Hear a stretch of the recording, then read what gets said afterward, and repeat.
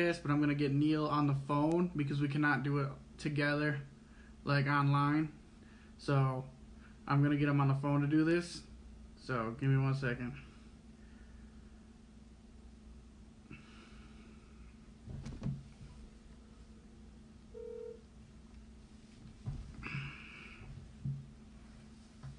Hey, what's up? What's going on, Neil? Not much, man. Just sitting here waiting to try and get this damn thing up in the air. Right? Yeah, I hope Facebook changes back because I think it's retarded that they took away the bring somebody on alive with you. Did you contact them? Did they give you an answer as Yeah, to why? I emailed Facebook and they haven't responded to me yet, but it does say that it could take up to 2 days to respond to me, so hopefully by tomorrow. So I'll hear something because I just think it's dumb. Like, why would you take that away when people like literally only use Facebook Live really to get on with other people? Like, I have no idea. That's dumb. So, okay, I don't know if you have do you have the questions? I have answers to Okay, questions. okay, so good. I'm gonna need Perfect. you to read them. Yeah, no, that's fine. I just need to make sure you've seen them. So, Yeah. all right, the first question is, why are the Jets saying they are keeping Gase for another year? You know, that's really baffling to me. The guy has proven to be a train wreck ever since he left Chicago. You know, he went to Miami and even brought his quote-unquote quarterback in Jay Cutler. And, you know, we all know how smoking Jay Cutty did there. He's too many packs of Marlboros, couldn't hang with the NFL anymore. True. Yeah, I don't know, man. That's really baffling. I can't see them giving him more than next year. I mean, there better be market improvement with that offense, at least. I mean, they got rid of a couple defensive pieces, which is kind of mind-blowing, you know, to be honest with you. Right. Okay. Yeah, I don't know how they are even possibly considering, you know, with all the high expectations in New York that they were going to be the team to push New England this year, and for them to be, what, 2-7, 2-8, is just absolutely ridiculous. And it falls on nobody other than Gase. I know they've had some injury issues, but I mean, he's lost the locker room. He hardly coaches the games anymore. Like, to bring him back is just mind-blowing.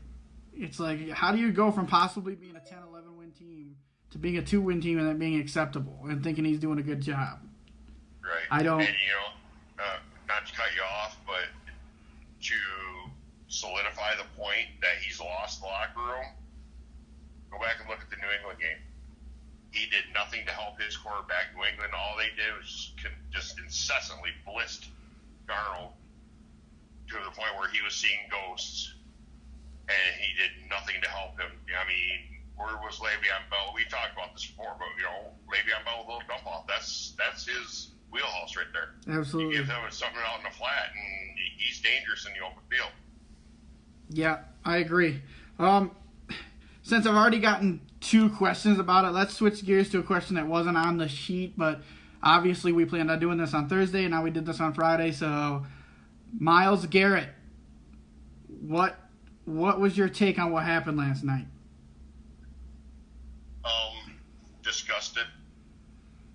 I mean, you know, I've been watching this for a long time. I'm up there in age, and I've seen a lot of NFL football. I mean, I remember Super Bowls from the 70s. So, yeah, the only incident that, in my mind, that I can even compare to this was when Lyle Alzado, at the time, was playing with the Raiders. And I want to say it was like 78, 79.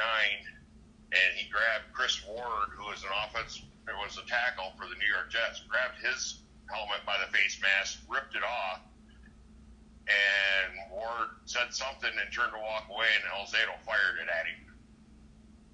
Jeez. But he didn't swing it like a club. I mean, that's where there's a little known rule called the Alzado rule, and Myles Garrett got exactly what that rule stated, that if you use a helmet or any other piece of equipment as a weapon, you'll be suspended indefinitely. And that's exactly what happened. Yep. So now there's a little bit. Go ahead, sorry. Go ahead. No, go ahead. now there's a little bit of controversy here, right? Because live, not everybody's seen the full play, right? You've seen the aftermath and him swing the helmet, right? But there was some instigation from the quarterback, from Rudolph. He grabbed Myles Garrett's helmet, tried to rip it off, and kicked him in the groin. And there was no punishment for Rudolph. What do you think about that? Like, should he have been punished? Like, I mean, I think that in my opinion anyway, I think that just shows that if you're a smaller guy, you can get away with anything. Because he definitely crossed the line, but you can't let somebody instigate people like that just to get them suspended either. You have to make a statement here, and they didn't do that. They dropped the ball. Right. I don't think they completely dropped the ball, because I did see I forgot the author, the publisher's name, but it was on Bleacher, and they have not closed the books on Mason Rudolph yet. Okay. They're still investigating that. But yeah, I mean, I watched it live, and I watched it in slow motion replay.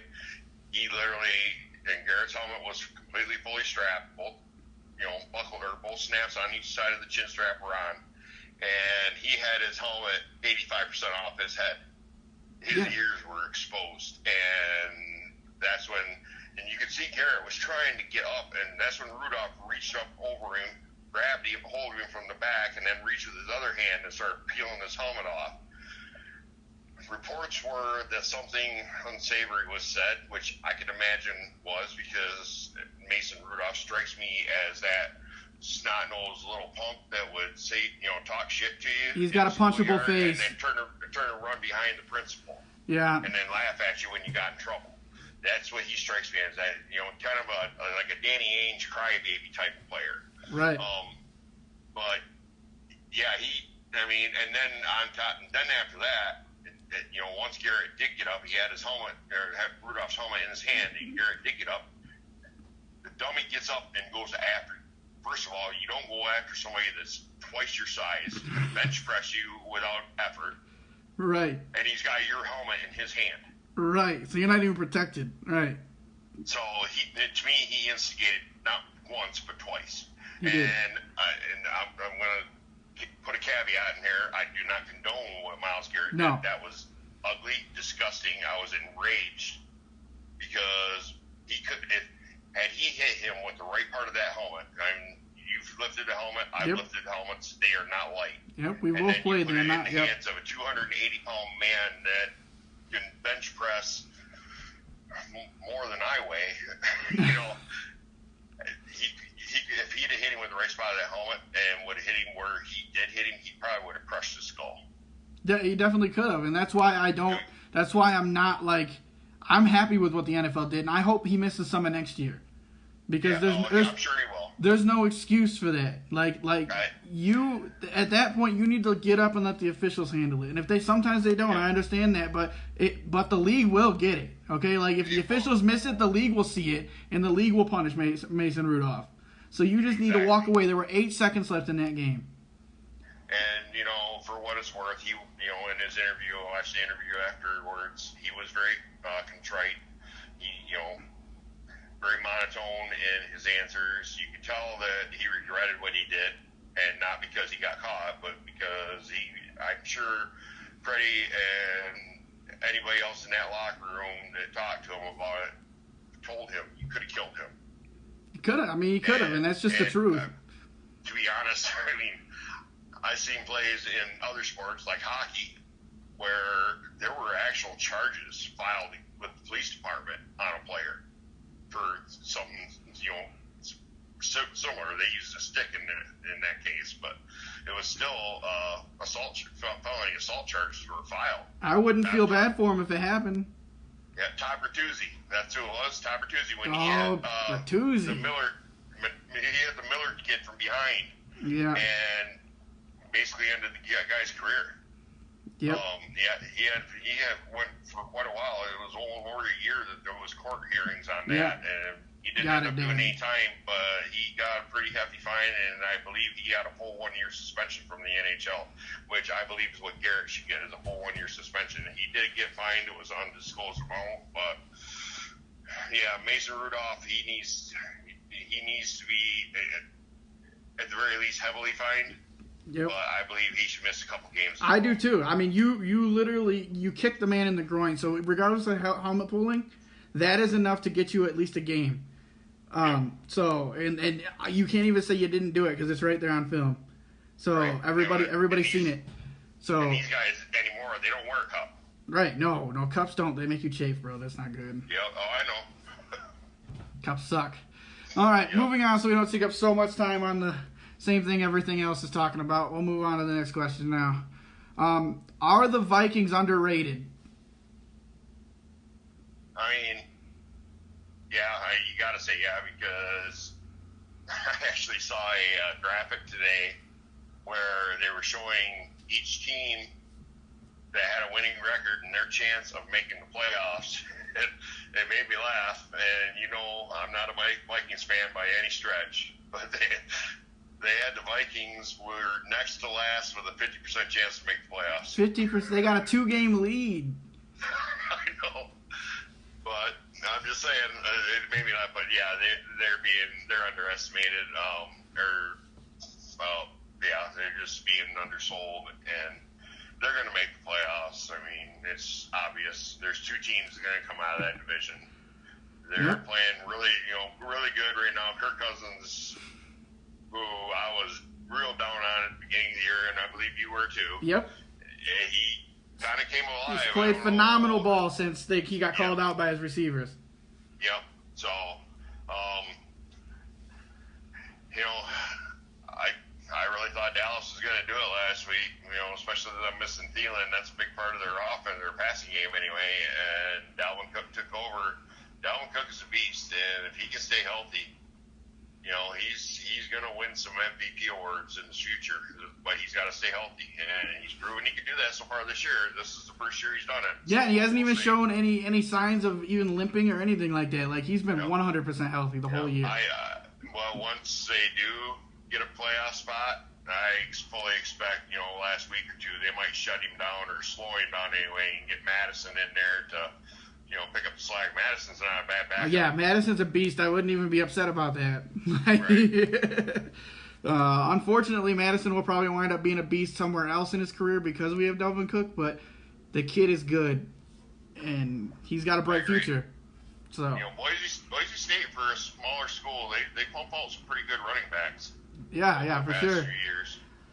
My dad actually just posted a comment. I know you probably can't see it because you're on the phone or whatever, but he just said the Vikings are as good as Kirk Cousins, and I 100% agree with that.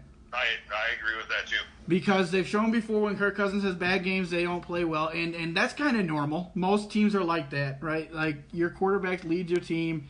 Most of the time, you're as good as the quarterback. There are times where your defense can bail you out. You can win low-scoring games, but it doesn't happen a lot of times. So I do agree that they're as good as Cousins can make them, and right now Cousins is playing flawless football. He has 1 turnover since week 4. Yeah.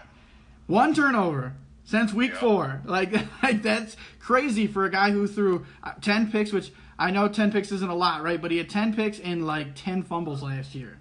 So that's insane. He's right there with in the same stratosphere with Russell Wilson right now, who I believe has got 22 touchdowns and 1 pick for the year.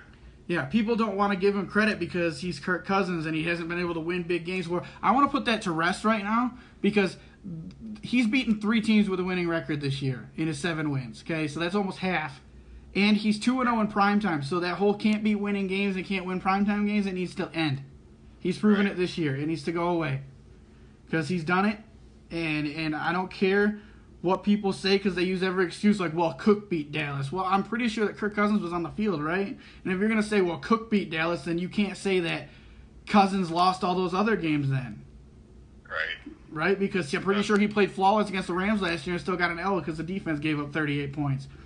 No, that was a perfect storm down there in Dallas. I actually, like I said, I thought Dallas was gonna, it was gonna be a close game, but I thought Dallas, because of the home field advantage, and they would be able to, eke one out there.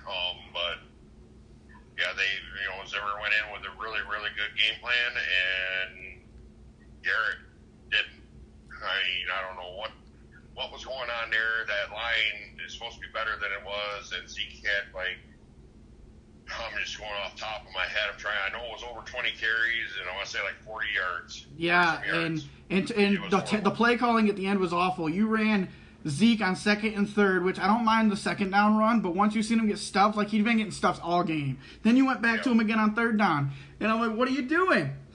Like, well, I don't understand why they're not throwing him the ball more, because just like Lev Bell, that's where he's dangerous. You get that big boy out in the open field, and 225 pounds, and the speed that he has, plus he's got a lot of shake to him. Right. So, he can make you look dumb in so many ways. But the Vikings have done that with Cook. Cook has over 400 receiving yards, and people talk about McCaffrey out of the backfield. Cook's got more receiving yards than McCaffrey does. I compare Cook. Cook is a very similar comp to Zeke as far as their size, their speed, their agility, their ability to catch the ball and do something with it after they get the ball. Right. They're almost twins. Yeah, except one didn't play for a gay college. Right. And he wears proper shirts, by the way. Just saying, because I can't stand when he comes out there with those cutoffs, dude. I know. Oh my God! I'm like, how can a man walk around like that? But we used to do that back in the 70s and 80s. Girls liked it. Girls liked it. They did, believe it or not. I can't imagine what I want. Oh, I hope you have pictures of that, Neil, because I can't imagine you walking around with a shirt like that. Like I said, that's all. Well, my mom's got all them pictures somewhere. Oh, all right. We didn't have cell phones back then to put it on. Okay. All right, moving on. Gangles wants to know who wins the Super Bowl. Who wins the Super Bowl? Yeah. Well, my picks have changed. I believe that, Baltimore's for real. Their defense has come alive. They got the kid from Alabama, and I'm going to lose. I just had his name, and I'm going to lose it. I should have wrote it down. Who? The corner for Baltimore. Oh, the Ravens. I know who. Humphrey. Yeah, Humphreys. They just got him back. He's healthy, and that kid is a hell of a quarterback. Yes, he's really good. Yeah. So, at this point, they beat the Patriots and pretty soundly. I would have to say that Baltimore is going to come out of the AFC is my new pick. And say it. Go ahead. Yeah. Say it. Seattle is looking really good. Oh, get out of here. Seattle is looking really good, man. How can you have Russell Wilson? That team is just so chameleon in the way that their offense can adapt to do what they need to do to win the game, whether it be run the ball or pass the ball. Yep, they definitely can. And they showed that a week ago in the San Francisco game. That was an excellent game, and I really thought for sure San Francisco had that one in the bag, and then here comes Russell. He put the team on his back and said, "Let's go, boys!" And so he's playing some lights out ball. Right. Well, I'm pretty sure you know who my NFC pick is now, and people can't say it's biased because I had not picked Minnesota almost all year. So, but that's who I'm going with now. And the difference between I have Minnesota and Seattle in the NFC Championship game, but the difference is between those two teams is one team's defense shows up to play every week, and the other team's never does, and that is huge. Especially in close games, and I think that those two would play a real close game. Russell Wilson's never going to let his team get blown out, and with the way that the Vikings run their offense, you're either going to load the box to stop Dalvin Cook, and then Cousins is going to throw it all over you, or you're going to just play a normal defense and Cook's going to run all over you. And right. It's difficult to stop. And right now, you got to go with until it stops. Right, the team with the most momentum, and the Vikings have won 5 of their last 6 games, and they've looked real good. Even in the loss, they looked real good. They lost to Kansas City 2 weeks ago, and even in that game, I had no complaints while watching the team play. And normally, I pick out a lot of crap that my team didn't do well when they lose, and they just played good football. It's just one of those games where both teams came to play and they lost. So they've looked real good the last 6 games. It doesn't look like they have much of a weakness. Xavier Rhodes has not had the best year in the world, but the last few weeks he's played a lot better. And I'm liking seeing him play better. But now instead he's not shadowing anymore. They're keeping him on one side of the field, and I think that's benefiting him now at this point in his career. And I like that because he can't always guard the number ones anymore. He's just not, that's part of what happens is you get a little older. Go ahead. My only concern, if that were to be the NFC Championship matchup, is Minnesota secondary against Seattle's receivers. I mean, with the addition of Josh Gordon. No, it's not Ryan. I'm sorry? Yo, go ahead. Ryan asked me if it's still not letting me add you, and I just said no. With the addition of Josh Gordon and DK, and then having DK Metcalf, that's 2 physical specimens that can go up against that secondary. And then on top of that, you got, I'm sure they'll be running Lockett out of the slot now, and Lockett is he's Tyreek light, in my opinion. Right. No. So, yeah, that would be the only concern I would have if I were a Minnesota fan is, can Seattle adapt to a passing game and win with it? Yep. No. They do have the horses to do it. That's definitely my concern. I agree 100%. In the AFC, I have the Ravens as well. I think the AFC Championship game, and I know I'm going to get shot for this by a lot of people because I got Chiefs fans in here and I got Patriots fans. It's not either one of those teams. It's going to be Baltimore and Houston in the AFC Championship game. And I got Baltimore winning when it counts. I think they're more experienced. Their coaching is more experienced, and I just think that they got the better offensive line is going to win that game. And Houston's offensive line is not good, so I got the Ravens and the Vikings in the Super Bowl. And I'm not going to try to sound like a homer, so I'm just going to give you my Super Bowl picks and not give you the winner because everyone knows who I'm going to pick anyway. So. Well, if that's the case, then we're going to get a little preview this week. Yeah, Baltimore and Houston. It's going to be a good game. I'm very interested in that game. So, I think both those quarterbacks are going to dominate this league probably for the next 15 years. So, I agree. As long as no injuries happen, because they do both have a running style which can chill that. But as long as they stay healthy, they will dominate this league for the next 15 years. Yep. Okay, next question. Is Cap going to the Lions? No, I don't think Cap's going anywhere. That's just my opinion. I think this is a whole charade for the NFL. The Lions aren't even sending Patricia or Quinn, which just tells me they're just doing it to help with this collusion thing. I'm not saying he can't be signed, but he would have to do something remarkable, I think, during this workout to actually get the team to sign him. And I'm not one to blackball him. I don't approve of what he did. If he's good enough to play in this league, he should play in this league, period. But he's not going to start. And he's got to understand that. He's not going to come back as a starter. And he'd have to put up just a remarkable workout. And honestly, I would just love for a team to actually sign him so I could just stop hearing about it, though, to be real. Yeah, I agree. So I don't know what your opinion is on the whole thing. I don't want him blackballed. If he can play, he can play. And that's the way it should be, period. Well, I mean, his last year, he didn't play so well. Nope, he didn't. And that's what I always used to tell people. He did not play good. And, but Vegas does have their little odds on is Detroit is the one to signing. Yeah, that's just because Stafford's hurt, though. Yeah, I'm thinking too.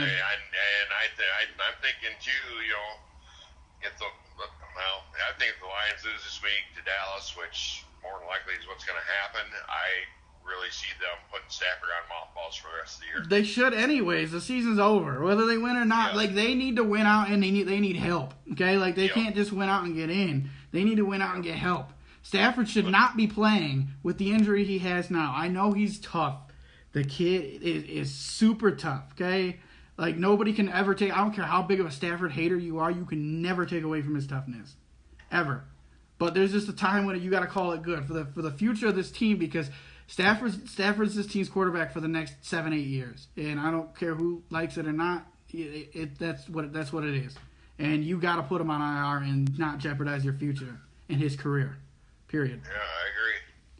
So, And if they lose this game, there's no sense in them signing Cap either because it's not like they're like Stafford got hurt and we're in contention, right? So we need to find somebody who's had success before like Cap, right? Because obviously Driscoll's not going to take him anywhere. Well, I think the two that to touch on that is they need to get Driscoll some reps in that system to see if see if he's worth a backup spot, right? Yeah, I agree. He came from Cincinnati, and they need to get him. Like I said, some reps and get him ready for next year in case something happens to Stafford again next year, and then they can put him in. And that was the thing, Detroit usually had, going back, it was very competent backups. And, Sean Hill, I think, was Sean Hill was good, yep. Yeah. I mean, very good backup. So, they just. Yeah, they need to shut the guy down, and but I'm sure their problem is that he's wanting to get out I know there. He wants to. Right? I saw the tweet from his wife, and she needs to knock some sense into his head. Well, she was happy he sat out last week. I think she wants him to sit. Yeah. So, well, he just needs to do what's best for himself and for his family and for the team. Yeah, I agree. And just chill out for the rest of the year. It's a done deal. Did you know? I read a little stat though. Did you know this? Because I didn't notice it last week because he didn't see him as fast as he was. Did you know Jeff Driscoll ran a touchdown last year as a Bengal at 21 miles an hour? Yeah, he's fast. Like I'm like, where was that? Yeah, he's got some wheels, dude. He definitely can move. I saw that touchdown you're talking about, and he reminded me of Steve Young. And that big scramble he had when he played for the 49ers against Minnesota. And it was crazy because it looked like Young was going to, after about 15, 20 yards, it looked like he was going to step out of bounds. And then he's like, oh, no, I'm going to come back into the middle of the field. He had a wide open field to go, and Steve Young could move. Right, yeah, he definitely could. I just thought that was an interesting statistic because he didn't look that fast last week, but it's the Bears defense, so maybe they kind of prevented that a little bit. So. All right. Do the Rams start to use Gurley more often in an effort to save their season? I think he's hurt. I think there's more going on than what's being let on. I don't know. I mean, why else would they've been using him? And then even if they do, it's going to do no good. They just lost 2 more offensive linemen. Yeah. They already had separation from their by PFF, their separation from their grade last year to the grade this year is by far the greatest in the NFL as far as a drop. Dude, it sucks to see that. And that was before they lost Haberstein and I forgot the other guy's name. That was before they had lost those two. They just signed backup. Or he wasn't a backup, but he was a center that Cleveland had cut, and he's going to be playing guard this week. So, their offensive line is in shambles. I don't think he's hurt. If he was hurt, I don't think he'd be able to produce like he does with the little workload he does. 12 carries, 73 yards last week. Like, I mean, I'm no expert or anything, even though we do this. I'm still not an expert, okay? But that is producing. He doesn't show any signs at all of being hurt. He's had these knee problems since he's been in school. I think that it scared the Rams, and I think that that's why they reduced it because they don't want it to wind up being a factor. But at this point, you are in SOL mode right now, and your season is going downhill. You're 2 games behind the Vikings with 6 games to go. You need to do something, and I would suggest you got to try to give him the ball a little bit more. I know your offensive line is shattered, but he is your best player, and when you have to be able to rely on your best player regardless of what injuries are here, and you got to start giving him it a little bit more and seeing how his body reacts to it. At least attempt to. Because that's the only way. Goff is not the answer. I've told people this forever. I like the kid. I think he's a good kid, but he is just a product of McVay. I mean, and you see that lots of times when people figure out his offense, Goff struggles. He can't adapt. He can't. he can't make plays on his own very often. It's what the play was drawn up, and that's the play that he makes, and outside of that, he gets in trouble. Yeah. And I mean, he's still quite young yet. I mean, he's gonna learn and get a little bit better, but as of right now, he's not to that point where he can, make those type of plays to save the season. So you got to go to Gurley. I mean, you got to. One more loss and your season's probably over. Yeah. So I agree. I mean, they're just something isn't clicking right now. Robert Woods. Well, I can tell you where. First of all, it's the offensive line. Yep. Excuse me. But their secondary problem is Jared Goff. He has taken a major step back from last year.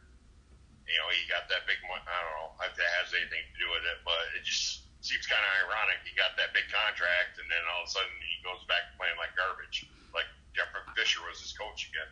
Yeah, I mean, I didn't think he was that great to begin with, so I don't know if it's necessarily I didn't either, but he had a heck of a year last year. So he did. He that big money, and then he just kind of digresses to the Jared Goff that we've known and love, I guess. It's a shame because I do like the kid. I really do like the kid. I think he's a good kid. I hope he does find a way to turn it around and become successful because I have nothing against him at all. And their receiving corps is taking a hit with Brandon Cooks being multiply concussed this year. Brandon Cooks may want to think about calling it a career. Yeah, I agree. And Robert Woods really hasn't done much. He's taken a major step back, but again, they put that on Goff, I think. So yeah, I don't know. I think their idea was to draft.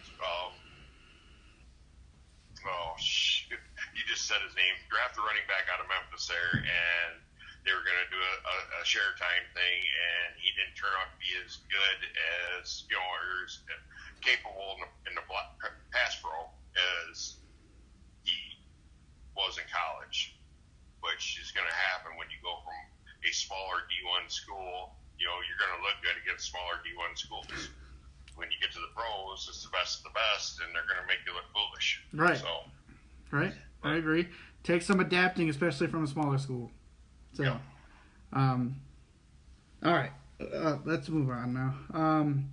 Can Monday's win propel Seattle to win the West? Yes. And it gives them the confidence to, that, they went to San Francisco and handed it to them. I mean, I don't know about handed it to them. Well, they Game of the year. They can stand and go toe-to-toe with them. Right. That's for sure. And, it just depends on, San Francisco's weapons. And they're going to be without Kittle again this week. And Sanders is still up in the air if he's going to play or not. And even if he is, how effective is he going to be? He's been a little nicked up this year himself. So San Francisco is definitely going to need all hands on deck to go up against Seattle. I agree. I think Seattle is going to win the West. And this is not a shot at San Francisco for any 49ers fans out there. Okay, I think San Francisco is a great team, and I would not count them out in the playoffs. I know I didn't say I had them in the NFC Championship game, but they have just as good a chance as anybody else. They're a great team, but the reason why Seattle is going to win is they're only a half game behind now, and San Francisco's schedule gets really, really hard. And that is the problem, because they're going to have to come close to running the table to beat Seattle. Seattle's got Minnesota, San Francisco, and the Rams left on their schedule, and that's it, right? Well, the Rams have taken a step back, and Seattle's shown that they can handle the Rams. So they've got two games, Minnesota and against San Francisco, who they've already beaten, that they got to worry about. And San Francisco's got Arizona, which they should beat this week without Kittle and without Sanders regardless. They should beat Arizona. But after that, they got Green Bay on Sunday night. I don't know the order of these games, but they got Green Bay on Sunday night. They got the Rams again. They got Seattle. I'm pretty sure that they have shoot, what AFC division are they playing again? I just had it all in my head and it just went away. I'm trying to think. They got the Ravens. So they're playing the North then. Yeah, I think they have the Ravens. Damn. For some reason, I can't remember. No, because the AFC East had the North. Or NFC East played the North. I just had it. I just looked at the schedule before I came in here, and I couldn't look because I can't use my phone for the podcast, so I didn't have it up on. It's on my tablet, and I had to use my tablet. I can't use my phone either because I'm looking at your ugly mug. Thanks. So I'm going there right now. So I'm gonna open it back up. Sorry guys, I had it in my head, but their schedule was brutal though. Okay, so they got Arizona, then they got Green Bay, and then Baltimore, and then so I was right. All right, so Green Bay and Baltimore, New Orleans, then they'll get a cupcake with Atlanta, then they'll get the Rams and Seattle. That is brutal. Thank you, Kim. I just said it at the same time Kim typed it. Somebody just typed San Francisco schedule, but it gets brutal. And go ahead. Yeah, don't be counting Atlanta's cupcake. That's New Orleans. No, but that's the divisional game, and that was pretty much their Super Bowl. I'm not putting too much stake in the fact that Atlanta beat New Orleans. I'm not. I'm just saying any given Sunday. No, it is any given Sunday, but I'm just saying the teams that they really should watch out for. Like, I mean, there are obviously more skilled teams than others, and those 5 teams, as opposed to Seattle's 2 teams that they had to face, is extremely brutal, and only being a half game ahead, it's going to be difficult. And that's why I have Seattle winning the division. I'm not even saying Seattle's a better team. It's just the way the schedule's working out. And right. That's rough. And if they do it, that's amazing. They definitely have the talent to do it. I think they could beat anybody. They got an elite defense, a great running game. Jimmy G is just the only thing that's suspect to me. So I don't think he's too suspect in the fact that he's just merely a game manager. They want to run the ball, they want to play great defense, which they do.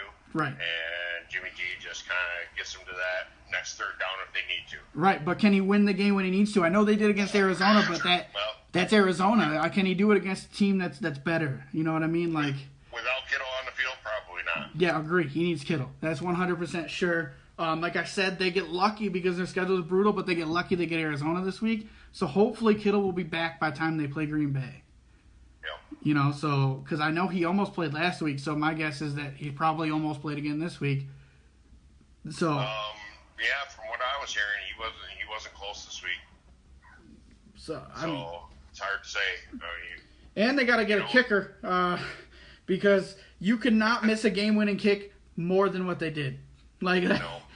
They almost killed somebody in the tunnel. Like yeah. Whew. And the funny thing is that my buddy from work, Joe, is a huge Niners fan. And I told him before the game started, I said, this is going to be a real good game. I'm excited for this game. And I was right? But I said, but if it comes down to kicking, you're going to be in trouble without Robbie Gould out there.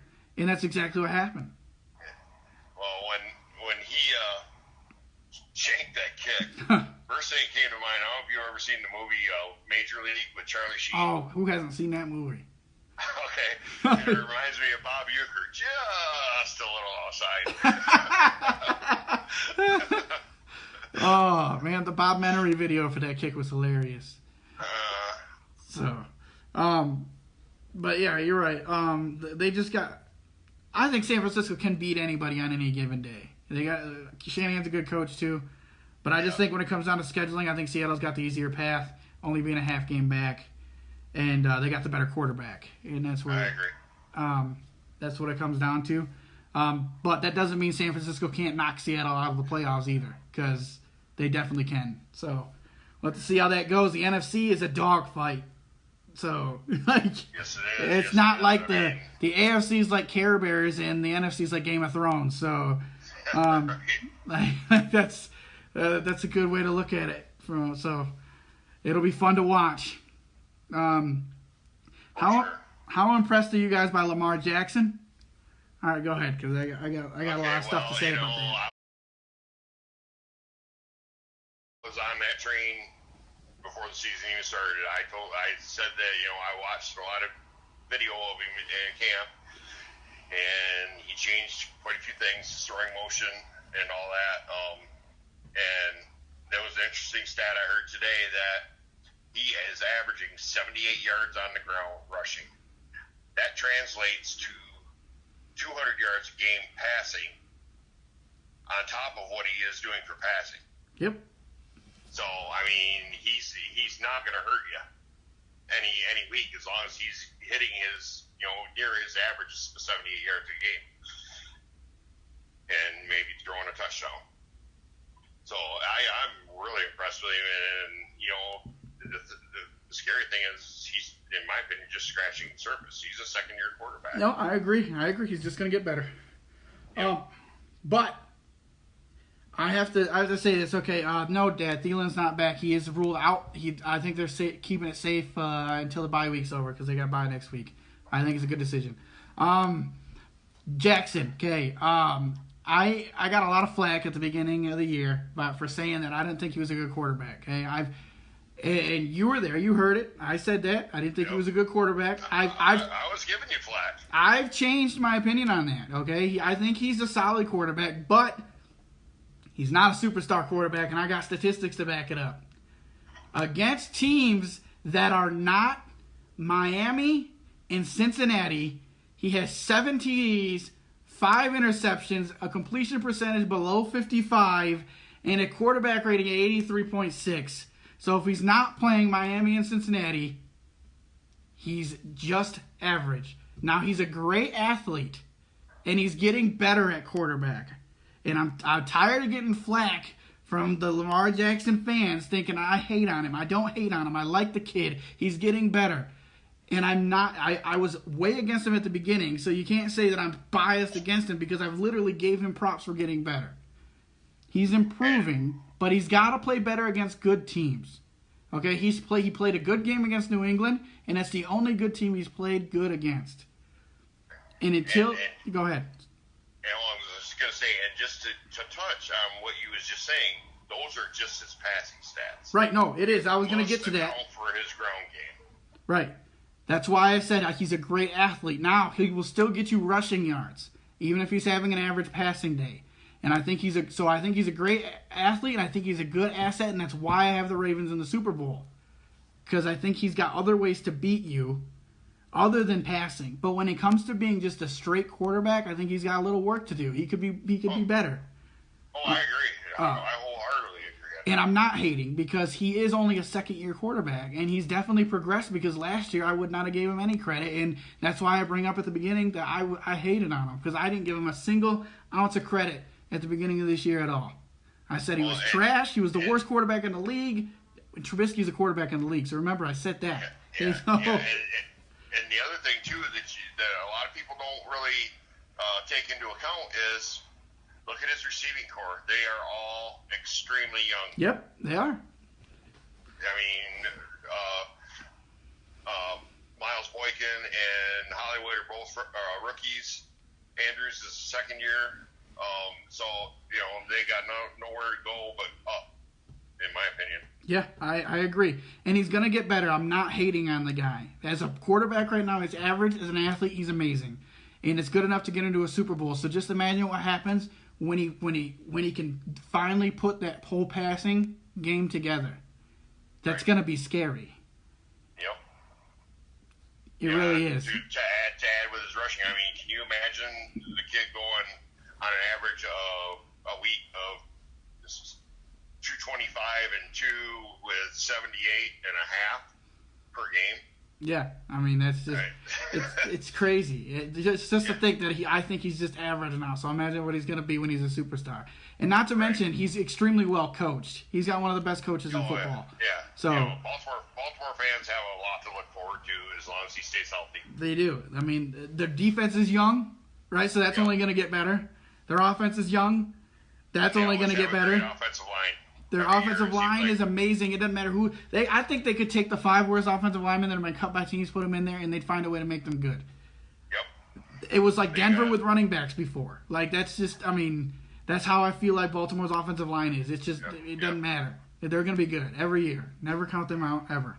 So that's my opinion on Jackson. For anybody who thinks I think he's bad, that was never the case. So, but I do not think he's the MVP favorite. I think that should be Russell Wilson. Sorry. I think he should be top 3 anyway. No, definitely top 3. I have him at 2.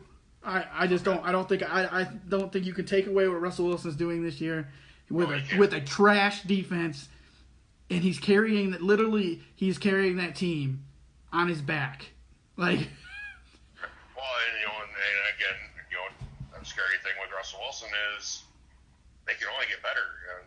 Well, yeah, the defense is terrible. Josh Gordon, he's been in the league a minute, but he has very low miles on him. He does. And I don't know if you saw the picture of him and DK standing next to each other, shirtless. Oh my God! it's like it's be a perfect commercial for steroids. I mean, I don't think they're taking steroids, but oh no, I don't. You could plug him in there and people would believe it. Those guys, I bet you they don't have 5% body fat between the two of them. Yeah, that's crazy. I mean, they're jacked, dude. Like, yeah. I don't think either one of us ever enjoyed a donut ever. Right, and then on top of that, they're just lightning fast. And DK is actually showing that he does have a route tree.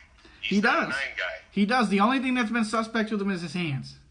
Yep. And don't fumble the ball at the 1 yard line, for God's sakes. Right. My Lord, if you're gonna fumble, don't fumble there. Like, right. Anything inside the 5 is egregious. Yeah. That's the no-no area.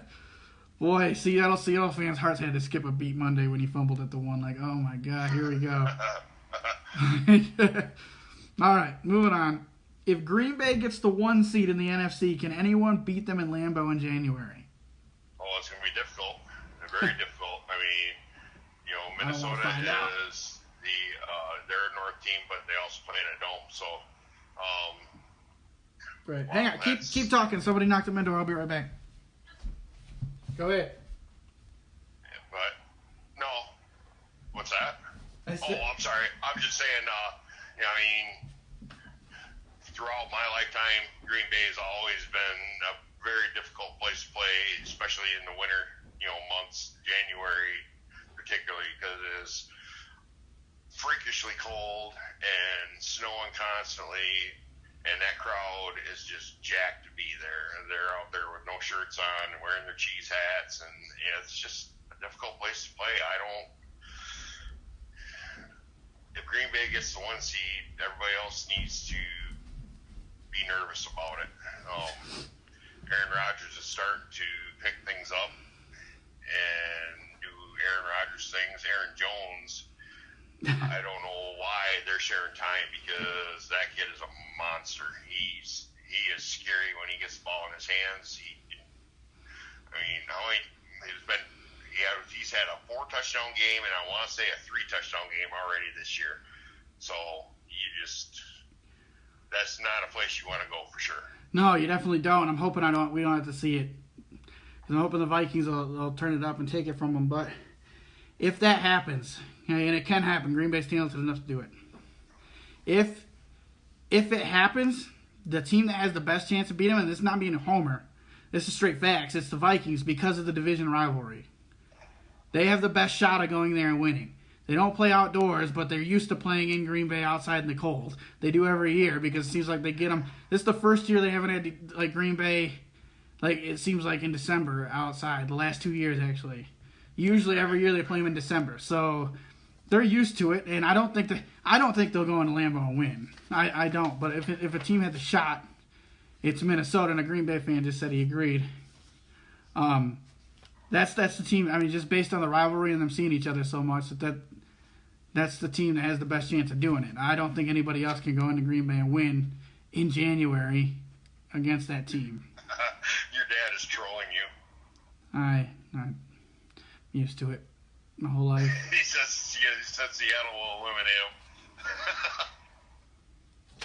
Well, that's fine. If they eliminate them, it's going to be in the divisional round where the Vikings are waiting for the next team in the NFC Championship game. So, I'm used to me and him never agree on anything, so I'm used to it. I think that's universal because I never agreed with my dad on anything. He was a State fan, I was a Michigan fan.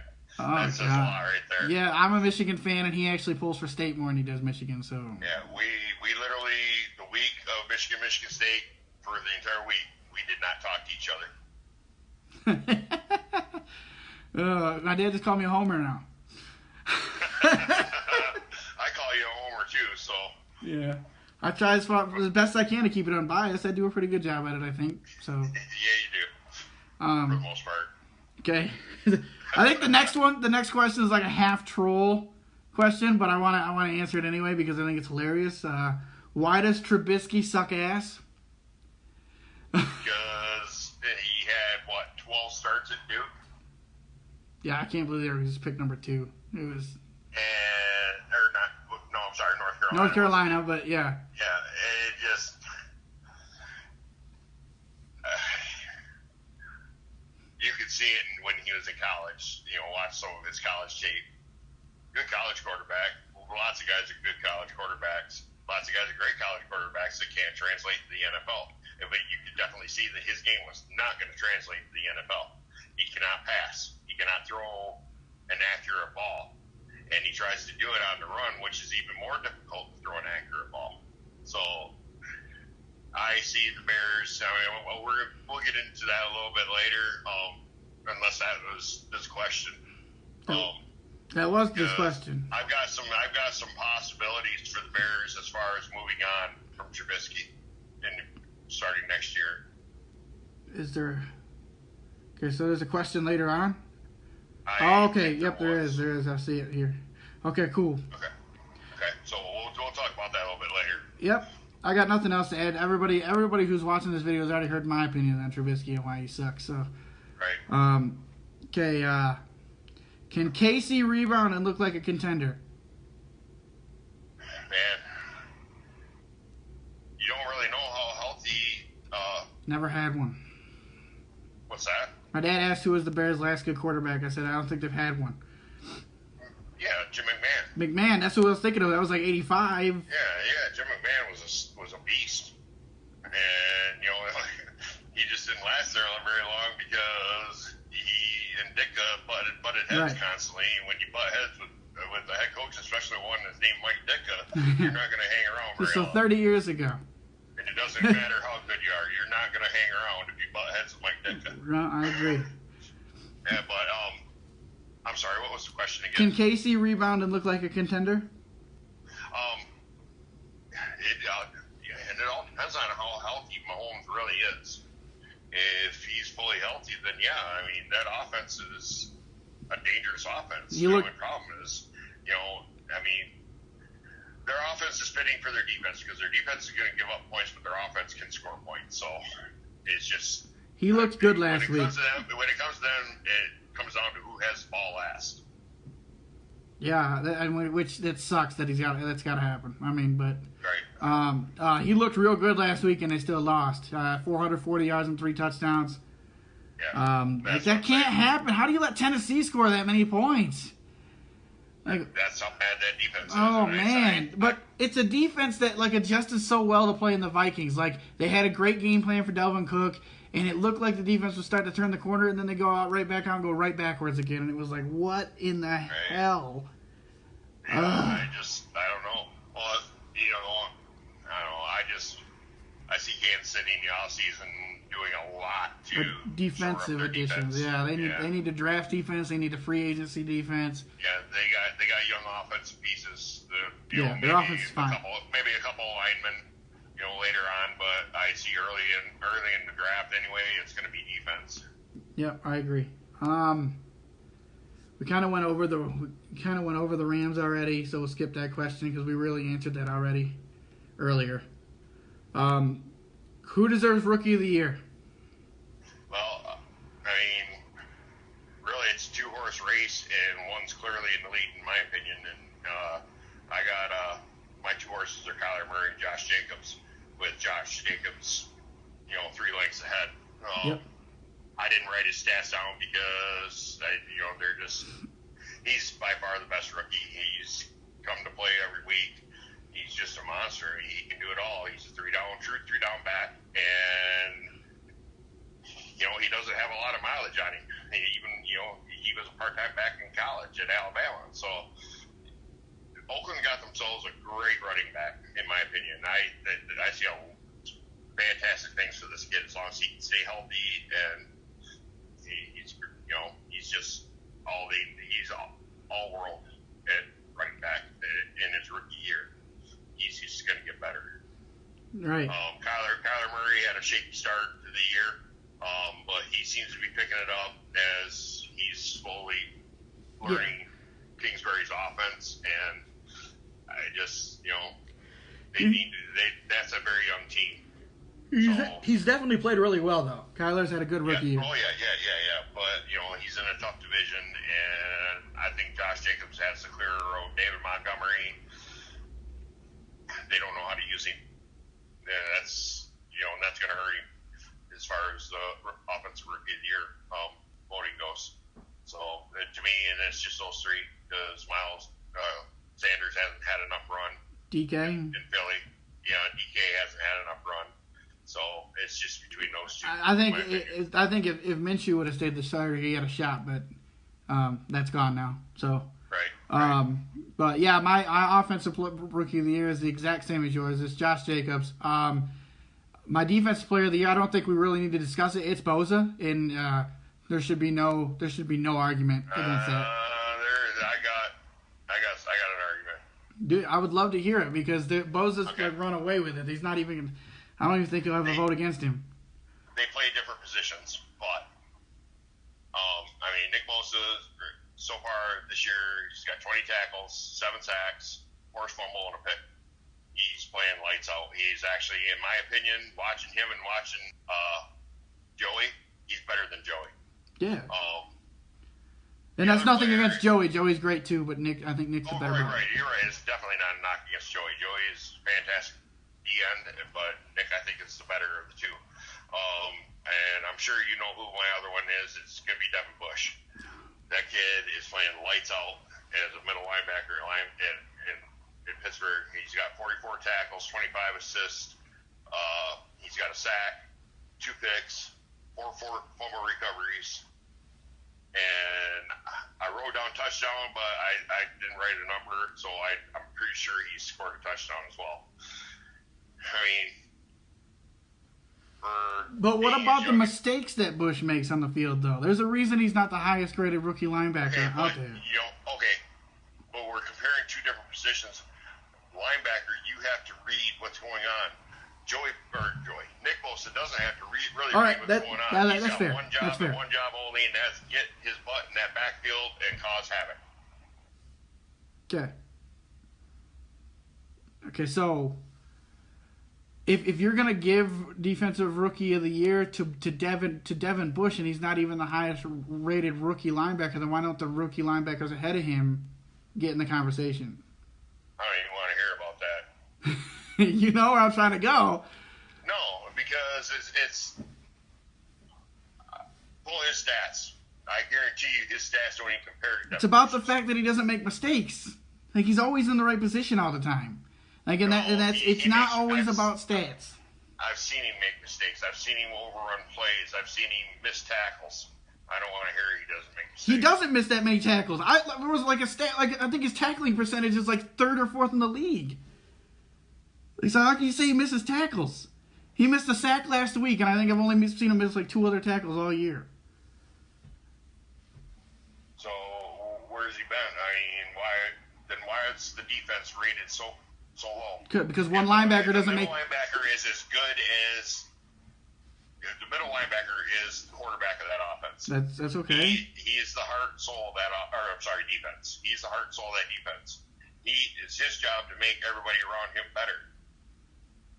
Lions have the 32nd ranked pass defense, 32nd best pass defense, and I want to say it's the 30th run defense.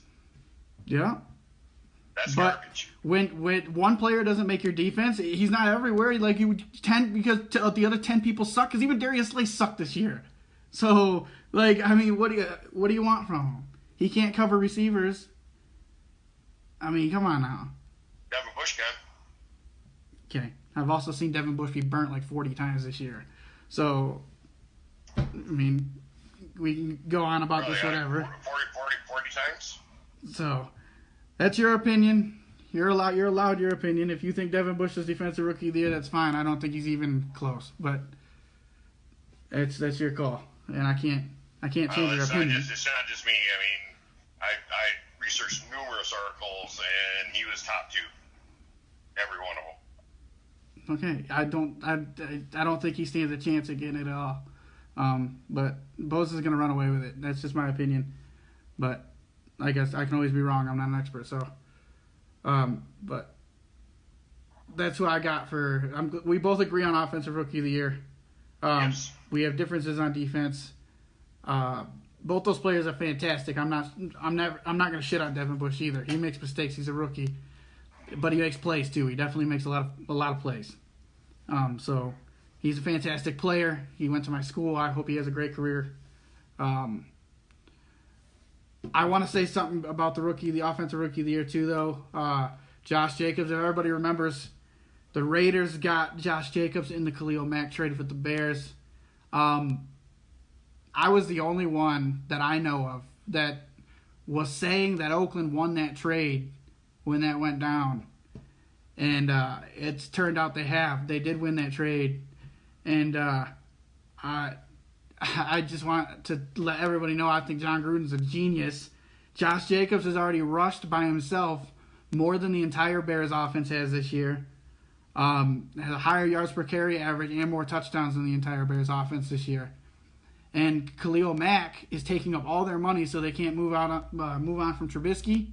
And I think that it's showing that exactly what I said when they made the trade. You can't pay a linebacker quarterback money.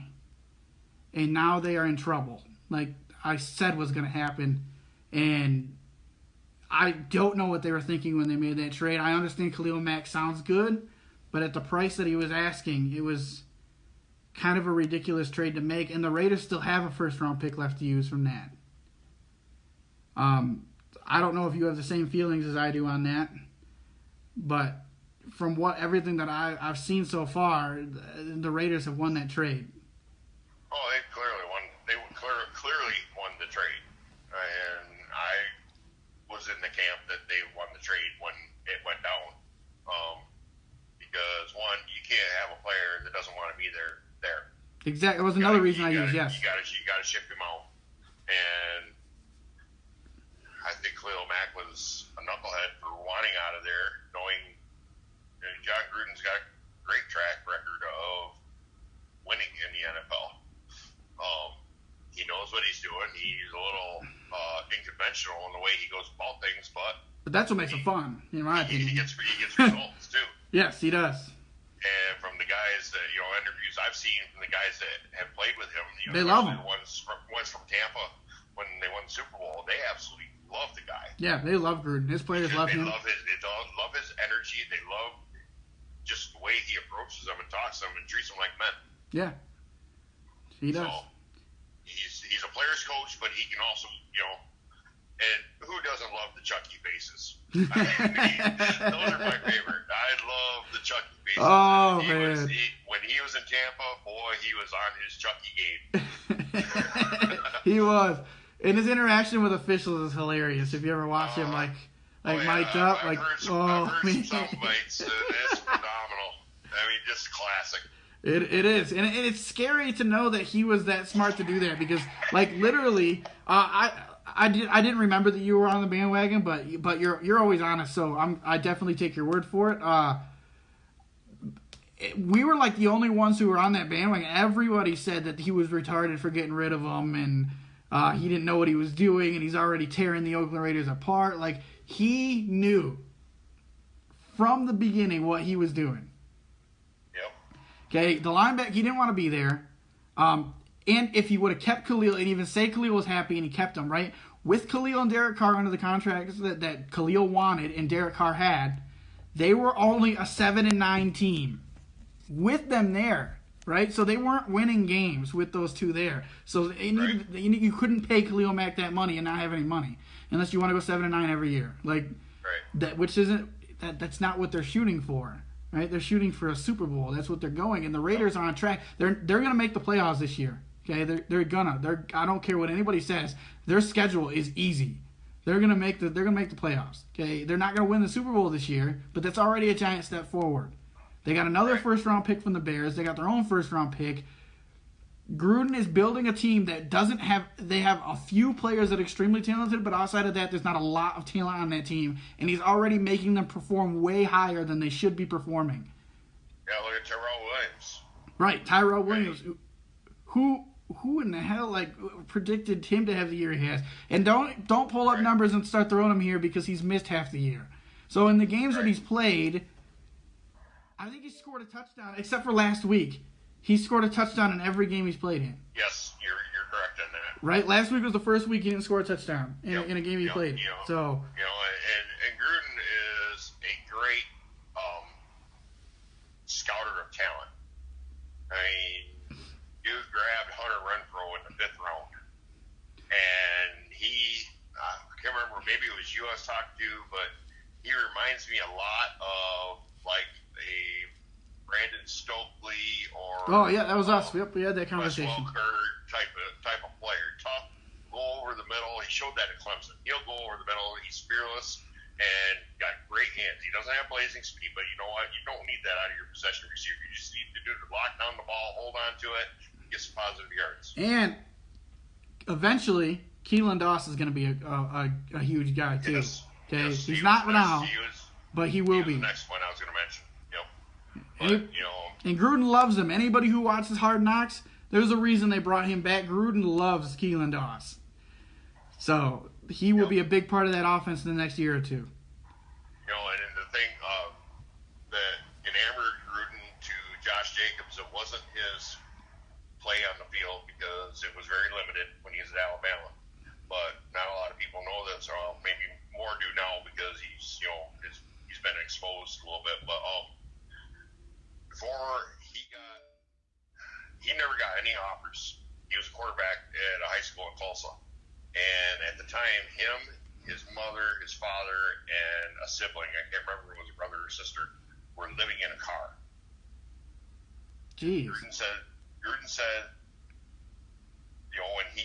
when Jacobs got, or I believe he walked on to Alabama, and Gruden said that, you just hearing the story about him living in a car, he knows what it's like to be at rock bottom. Yeah. And he knows that kid is hungry, and he's going to everything within his being to be successful in this league, to provide for his family. So, and that's what convinced me that the kid's going to be a beast. Yeah, they showed, I think it was before the Monday night opener of the season, they showed a video package about Jacobs and his life. Yeah. And it was just, I actually forgot the Saints and Texans were playing because I just flipped it to the, how they start the game on a different channel on the Monday doubleheader on the beginning. Well, I flipped it over there for a second, and I got so into his story that, I forgot the Saints and Texans were playing, and I almost missed that amazing end. That's how touching that story was. I don't know. Sorry, I got distracted. My dad was typing something. He said he got lucky in Tampa once, and until he wins another one, he is just barely better than Sean Payton. Get out of here. I'm going to have to side with you on this one. Your dad's, I'm not agreeing with that. I'm not either, because not only did he got lucky and win one in Tampa, right, which you can use that argument, okay, you can, because he inherited a great team, right, but he beat the team he built in the Super Bowl, so it was, you already had built a Super Bowl team, so I don't want to hear that. And I wouldn't say so much he had a great team. He had a good team. He had a pretty good defense. And with Derek Brooks there, leading the charge and everything. But he had a very average quarterback. And, Brad Johnson? Come on. Sean King. It was Brad Johnson. Right. Sean King was the backup at the time, I think. Yep. And, Brad Johnson was a journeyman and back up most of his career. So I wholeheartedly disagree with that statement. Me too. I do too, and he's proving it again this year. I know you say he needs to prove he can do it. He's good again, right? But would this Oakland Raiders team be 5-4 with anybody else coaching? Maybe besides Belichick? No, and you got to give him a couple years too, because look at what he started with. Yeah, he started with a trash team. A bare roster. I mean, absolutely bare. So he'll win. He'll win another one, Dad. It may not be in the next 3 years, but he'll win one. So, all right, we'll move on. We've been on this subject for a while, and it wasn't even a question. So where are we at here? Okay, are the Titans for real? They're kind of a Jekyll and Hyde team. To be honest, I hate this subject. they're only as good as Tannehill. To be honest with you, I mean, Tannehill has a good day, then they're going to be tough to beat because they got a really good defense. Derrick Henry he's a very, very less than average running back for the first 3 quarters, but because he's so flippin' big and strong and powerful, come fourth quarter, go back and look. That's when he rips off his big runs. Generally, is in the fourth quarter. Yeah. Usually, I think the exception was last week. I think against Kansas City. Yeah. But, He just tore him up the whole game. Last year when he was going ham against Jacksonville, that was fourth quarter. AFC Minnesota, get out.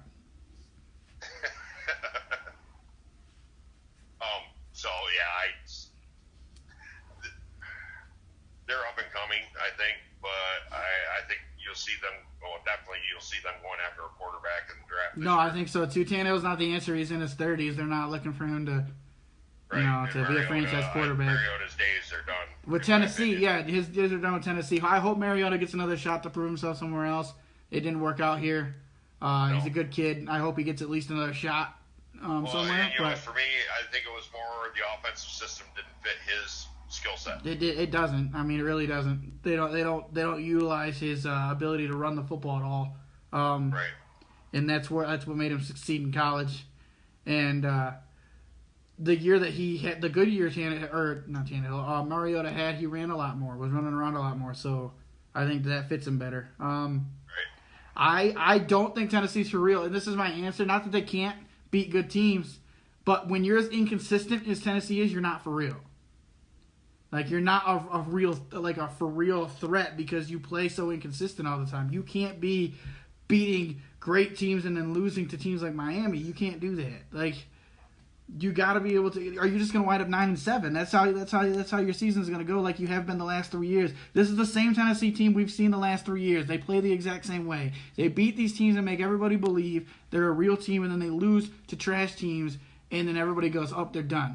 They've been this way for the last 3 years. Yeah. They've been 9-7 3 years straight, and they're right on their way to being 9-7 again.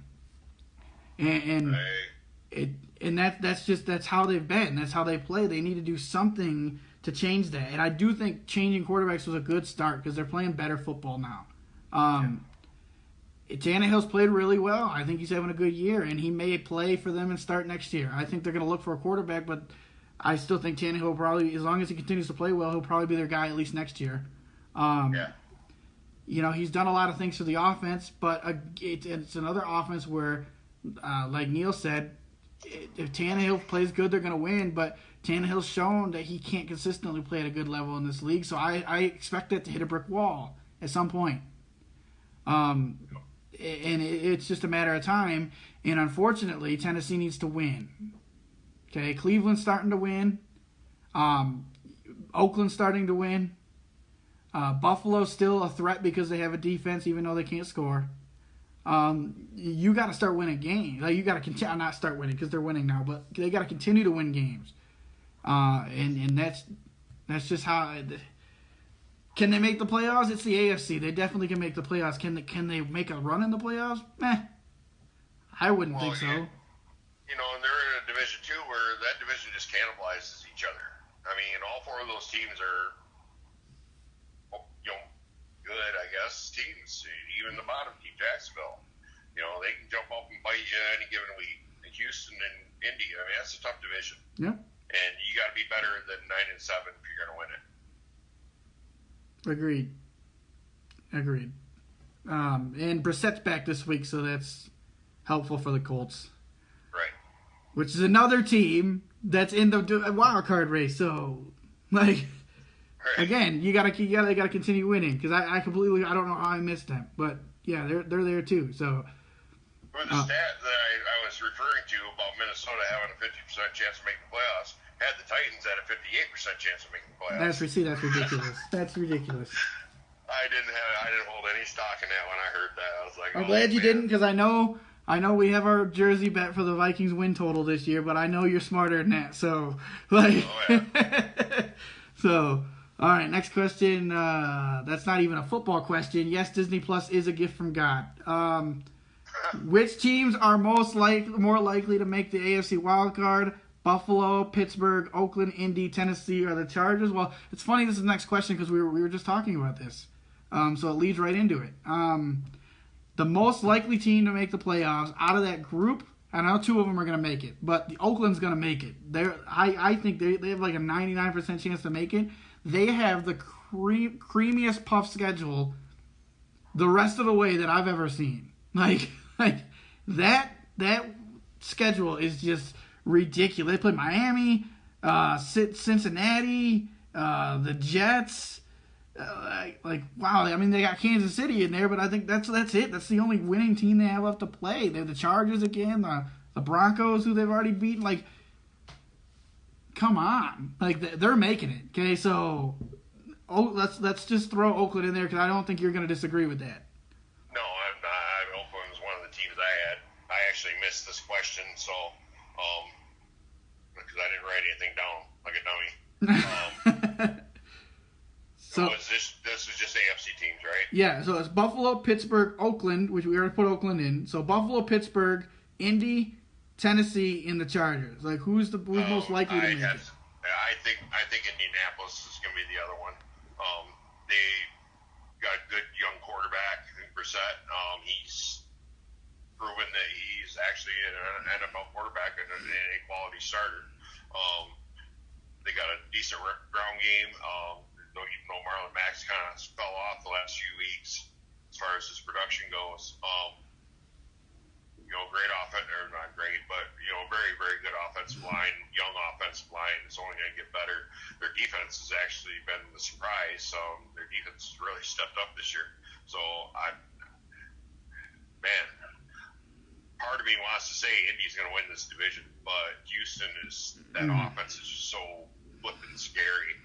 They can put a 50-burger on you, no problem. They haven't done it yet this year, but I'm waiting for it. It's coming, I think. Well, they almost did one game, didn't they? Yeah. What game was it? Anything can happen when you got Deshaun Watson with both D-Hop on the field together. It's just, Houston's defense is the thing that makes makes it difficult. If Houston had a defense that was similar to Indy's defense, then Houston would take this division. Or even an offensive line. Yeah. So exactly. They're going to get Watson killed back there. I think Indy will, because they're going to win this division. I'll say it now. Well, then Houston's taking the wild card then. Right. I think it's going to be Indy, and I don't think they're going to win the division. I think Houston's going to win the division. It'll be close, but Indy would have won the division, but it was the Brissett injury that did them in, and they lost the game they should have won against Miami, which is a bad loss. Yeah. And they'd have never lost that game with Brissett in there. I think what happened there is they actually watched game film on Tua, and it's like, oh man, we really don't want him, so let's start winning. Yeah, Miami's like, you know what? Tua's not the best idea anyway, so we'll just win a couple. But that loss cost them when their division's that close. You can't lose to Miami, no. And they did. Brissett's back, and as long as he's healthy, I'll know more after Sunday's game whether he's 100% healthy. But if he is, he's gonna take the wild card. If he's not and he gets re-injured, then I think the wild card's gonna go to Buffalo. But I have Indy taking it. They're just too good with Brissett in there. They wouldn't have lost to Miami. Who did they lose the game he got hurt, or did they win the game that he got hurt? I can't remember. I know that it was against Pittsburgh. Who they were playing when he got hurt? It was Pittsburgh. They lost. They lost to Pittsburgh too, barely. Yes. And Minka had an interception return, a pick six. Yep. Right. So they've lost two games because Brissett wasn't in there. So, right. I mean, there you go. They're a much better team with Jacoby Brissett in there. I don't think they should have a question. Actually, I think they might take the 5 seed. I guess it depends on Oakland. Oakland's on fire, too, and they got a cream puff schedule, but I wouldn't be surprised if they took the 5. So. Well, and I think they're supposed to be getting T.Y. back in the next couple weeks, too, so that'll be a massive boost. It will be if he can stay healthy, but that's like telling me you're going to get A.J. Green back. Like, I don't hold my breath. Right. Like, okay. So he'll be back for 3 quarters, and then he'll be on the way back out again. Right. So, well, as long as he gets some couple touchdowns, though. Right, he could help him win that game that he's back in. So,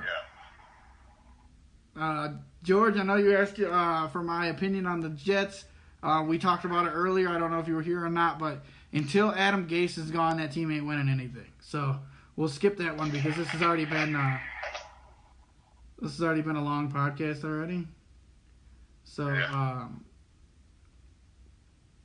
all right. Well, here's a good one that we'll do. We'll do this one more, and then we'll do our predictions. So, the Bengals. So is Bengals head coach Zach Taylor going to be one and done as a head coach? No, they'll give him another chance because the cupboard was bare to begin with, and then on top of that, he lost Amari Cooper right from the get-go. AJ Green. Wow.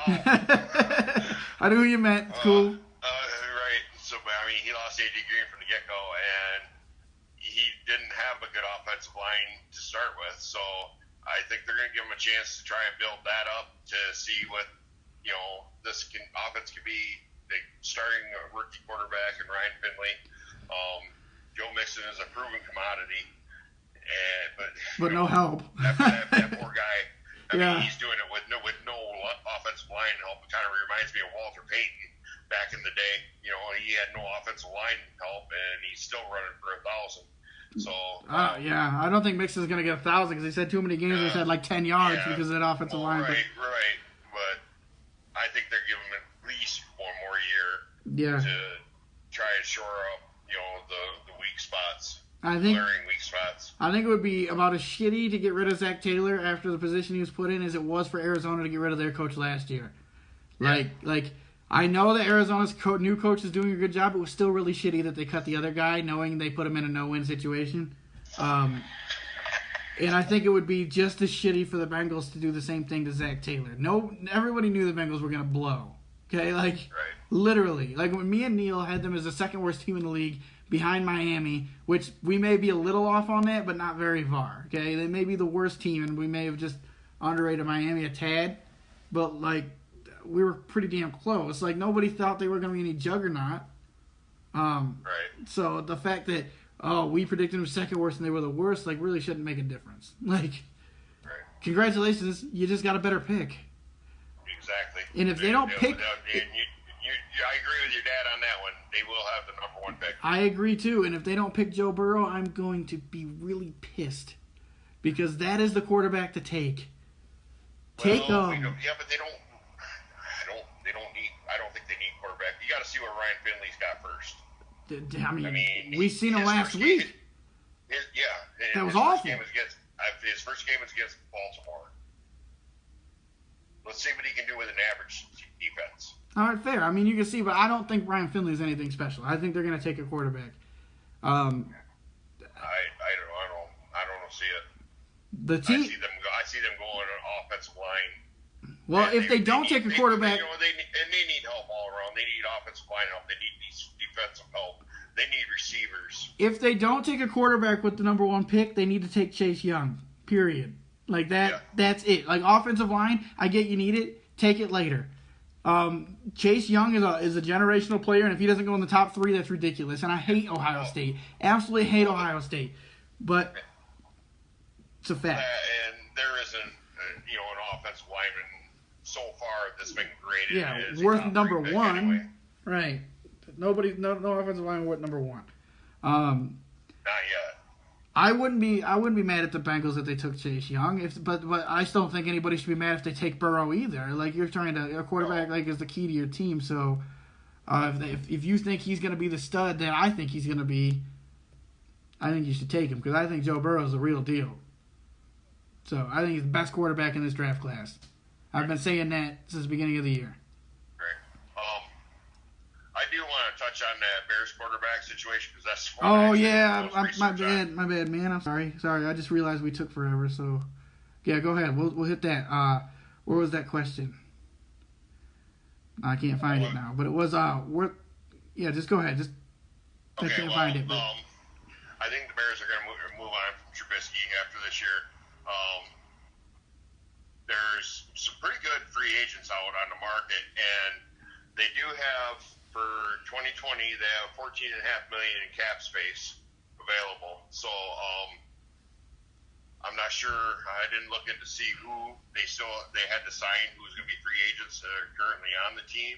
But you got Bridgewater, and all these guys are stopgaps, except Bridgewater could be somebody that could hold the position for a while and be productive at it.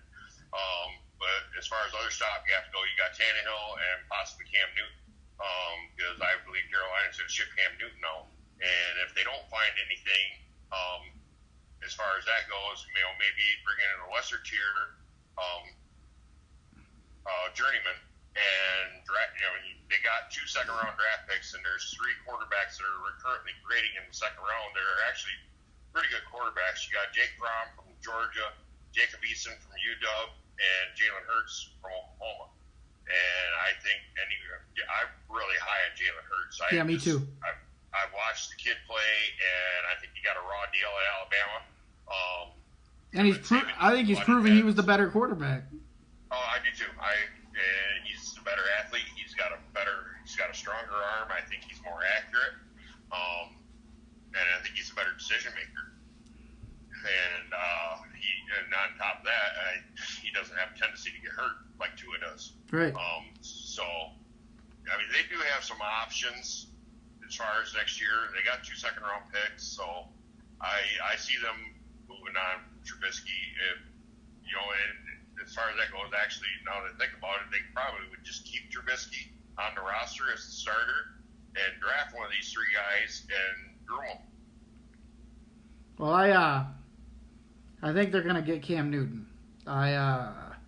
They're looking for a quarterback, and I know that Cam Newton has already told the Panthers he would accept a trade to Chicago.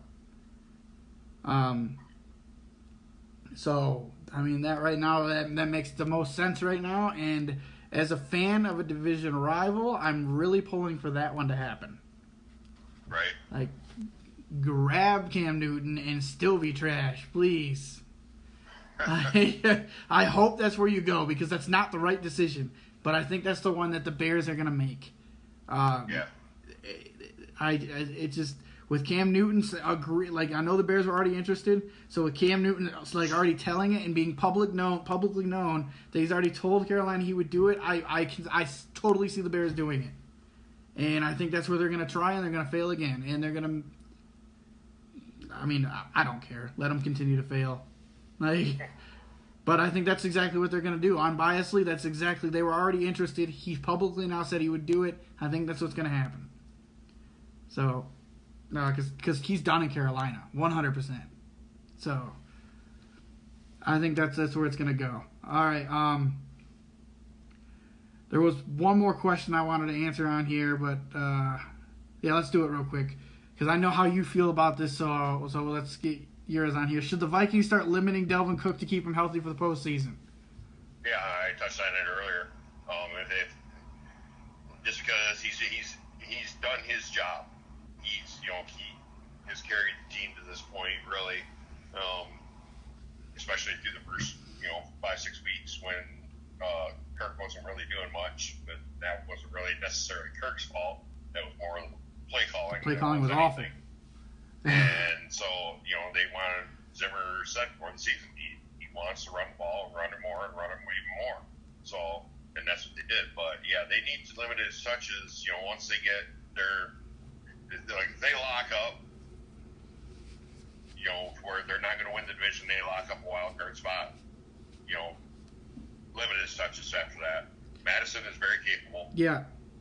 I think he's Dalvin Cook light. I mean, he really is. He's about the same size. I was just going to say, you don't have to limit running. You just have to limit Cook. He's 6 foot 225. Right. I mean, he gets a hammer. Right. And he can catch the ball. He played at a school that is a predominant passing school in Boise State.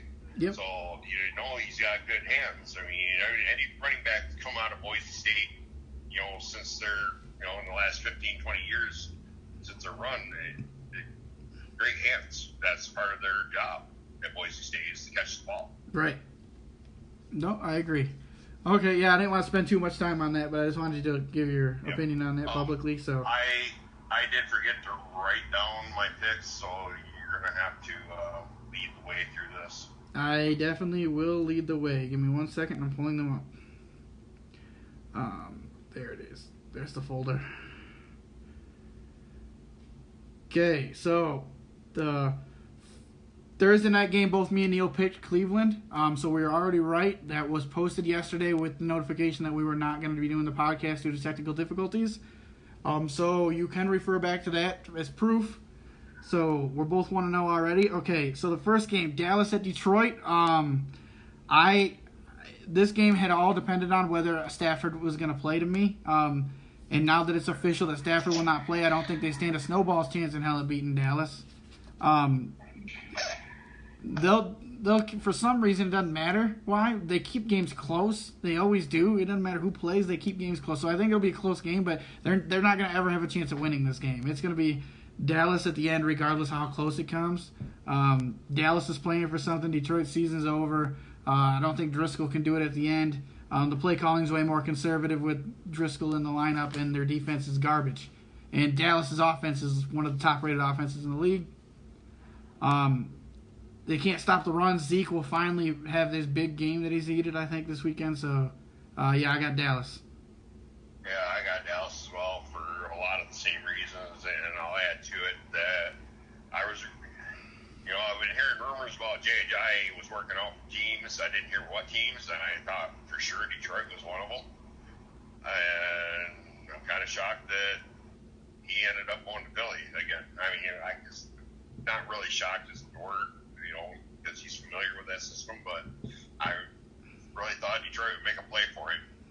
I think Detroit's just given up on the year, I think, at this point. So yeah, and they're just, I mean, if Stafford, I would agree, if Stafford was playing, it would be a more interesting game, but where I disagree with you is I don't think it's going to be close. I think Dallas is going to take control of this, and they're going to beat Zeke, and they're going to mix some Tony Pollard in there and just pound the rock.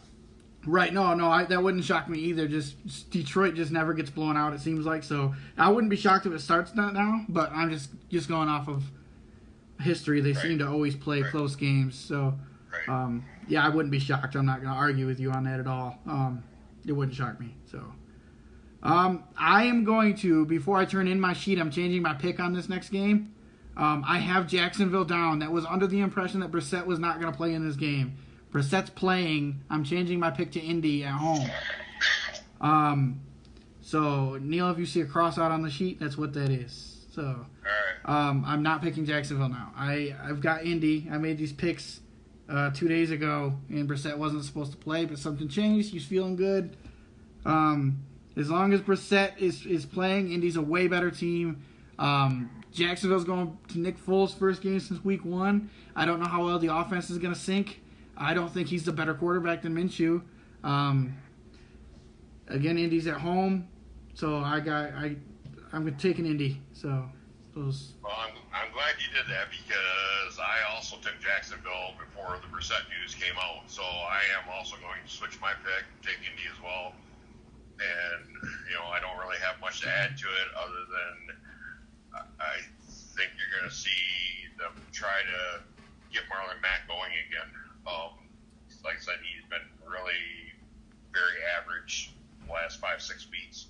He started out the season with a bang, 25, 30 carries, over 120 yards every game, and he just kind of fizzled out. So, I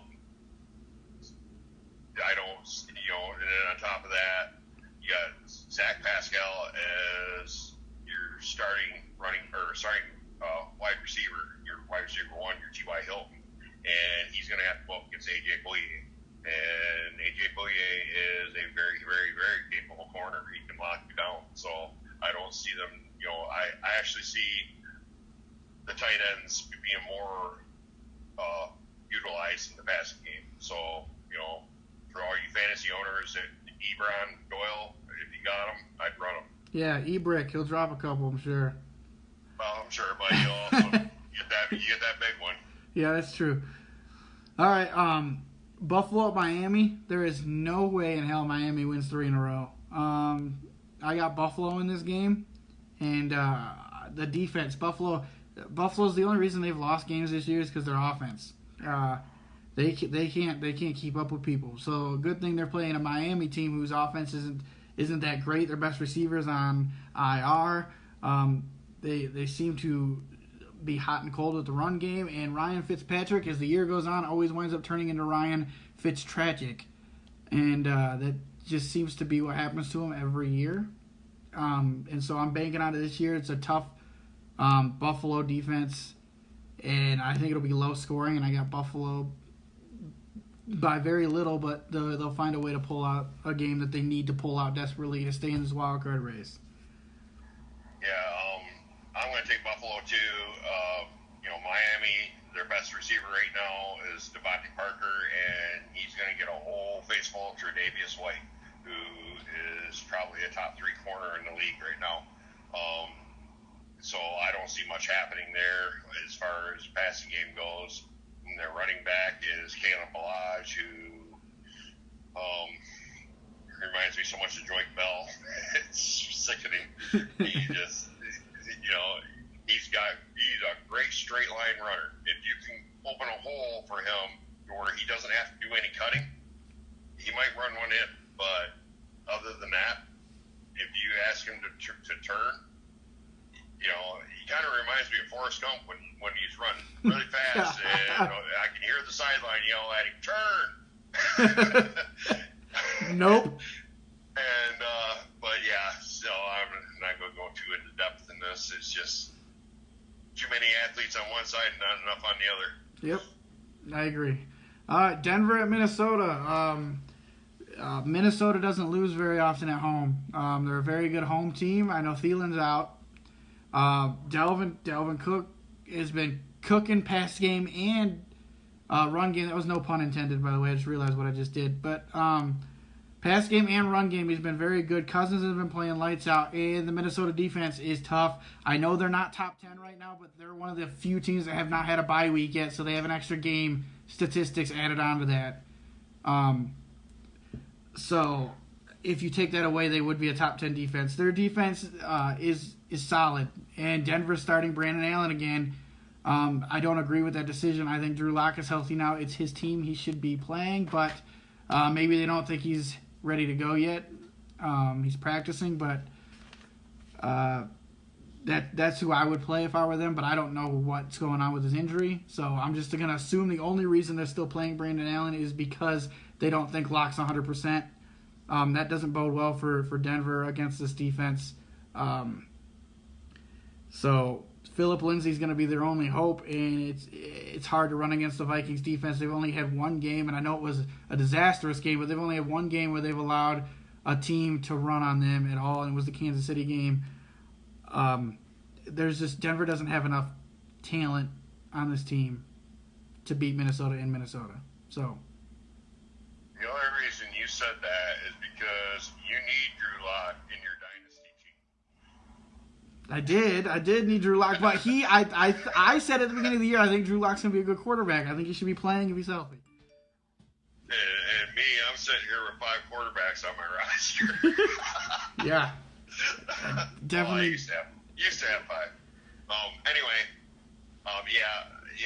I think you're going to get a healthy dose of both Cook and Madison in this game because, believe it or not, Denver has the number 3 pass defense in the NFL right now. They started out really slow trying to learn Fangio's system, but they're starting to get it together as far as their pass defense goes. The run defense is another story. With Bradley Chubb missing in the middle there. So it's just going to be too much. Again, too many athletes on one side, not enough on the other. Denver's a really young team. I don't see Philip Lindsay doing much. I actually think you're gonna see more Bryce Freeman than you will Lindsay. But it's just this is not even gonna be close. Even though I really would like Denver to pull an upset on this one. Yeah, but Just for realistically speaking, just for our Jersey bag, right. give me a throw me a nugget there. All right, next game, New Orleans at Tampa Bay. I've seen this in my I'm an admin for NFL Longest Yard. Join the group, a lot of fun there, a lot of ridiculous opinions that people like to discuss in that group. It's a really fun group. If you haven't joined, I suggest it. But I've heard a lot of people thinking that New Orleans got exposed last week. I'm just gonna say that needs to stop. Like just don't. That was a divisional game against teams that hate each other. Those type of things happen. There's also been a lot of talk about whether they should have ever benched Bridgewater. Stop that too. Breeze had a bad game. He also came back and threw 3 touchdowns and 300 and some yards last week. So there's nothing wrong with Drew Brees. It was just a bad game. New Orleans is going to run away with this game. Their defense is too good, which means Winston's definitely going to throw some picks to them. And Drew Brees doesn't turn the ball over. So that's going to be the end of that game. I think that New Orleans is going to put up a lot of points in this game. So expect Brees, if you have Brees in fantasy, play him. He's going to put up a lot of numbers. This one I think it's going to go differently than the previous two. This is going to be more that New Orleans will win this game, but they're going to do it through the pass because right now Tampa Bay has the number 2 run defense. Yeah. With Vita Vea and Ndamukong Suh in the middle there, and then Devin White behind them. The 2 big boys, they plug up the middle, and then Devin White, he's free to run sideline to sideline, which he does very well. That was one of his big pluses coming out of college. But that being said, I think you're going to see Alvin Kamara catching a lot of passes, a lot of little dump offs, little screen passes, and get him out into open space, get him away from the big boys, and let him do his thing. That was a total stinker, and every good team does that. Every now and again, It just happens. You let your guard down, and you expect to win. You go in knowing you're going to win, and then somebody punches you in the mouth. And Times than you're expecting, and by that time it's just kind of too late to recover from it.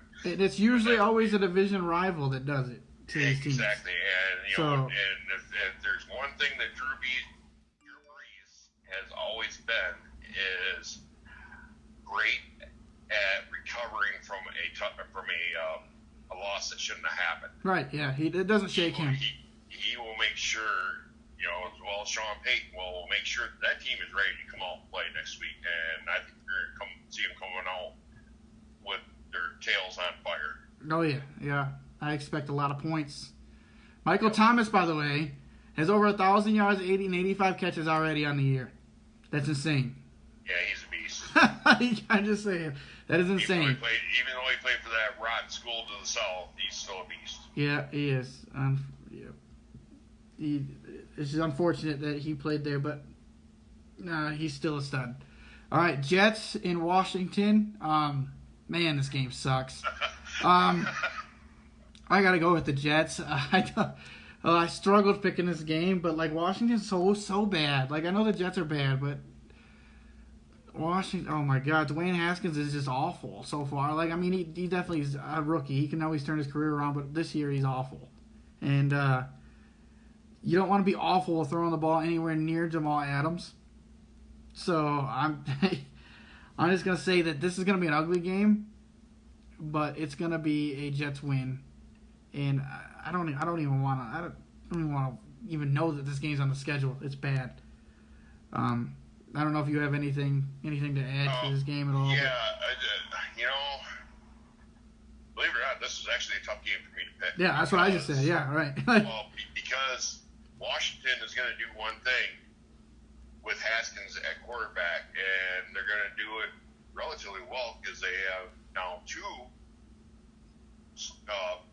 monster running backs. They got Adrian Peterson and Darius Geis will play this week. I am hearing, anywhere from a 50-50 to a 60-40 split. That's a mistake. And That's a mistake. I mean, that much of a load is a mistake. But it's a mistake in the sense that Peterson deserves the starting nod.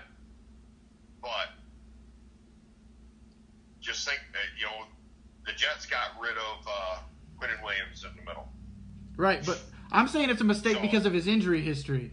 That's why I'm saying it's a mistake. I don't agree with it. And if he can pull off 10 to 12 carries this game, that keeps Peterson that much more fresh. Yeah. Let's face it, his legs are old.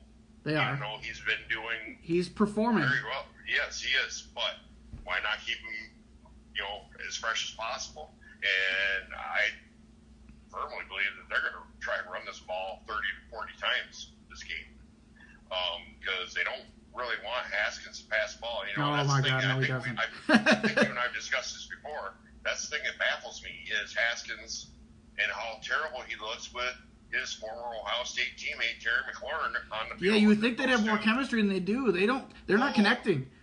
Those two were insanely deadly at Ohio State.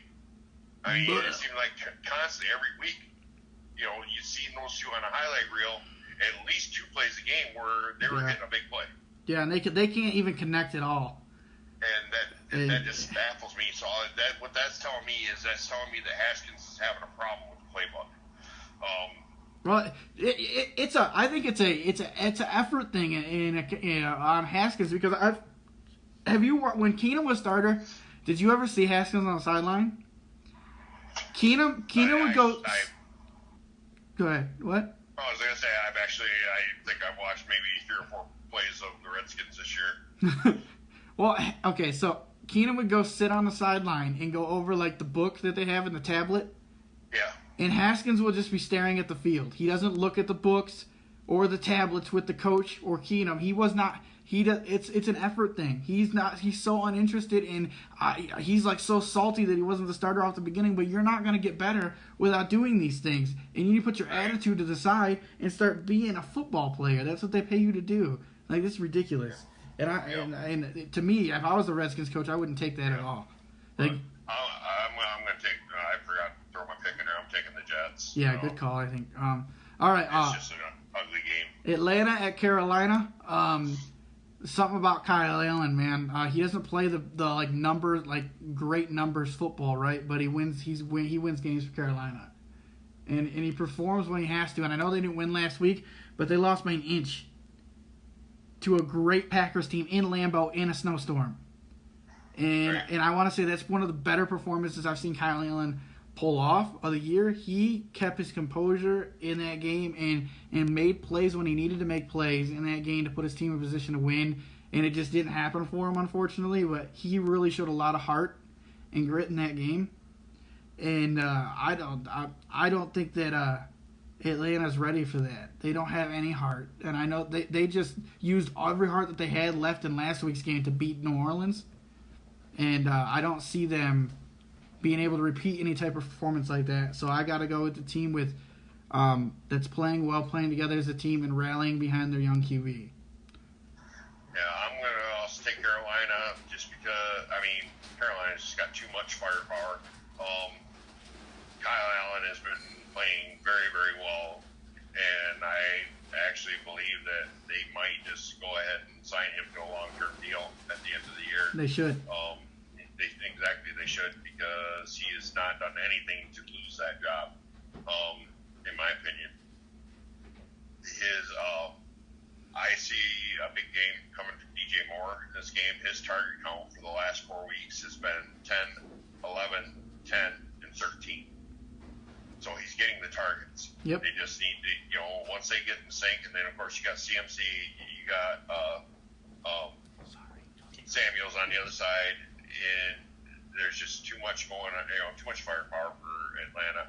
Atlanta actually just, I don't know if you heard this or not, they cut Bernard Hargreaves today. So, or yesterday, I'm sorry. Who? That was Tampa. Oh, yeah, you're right. Jeez, what the hell? Right division.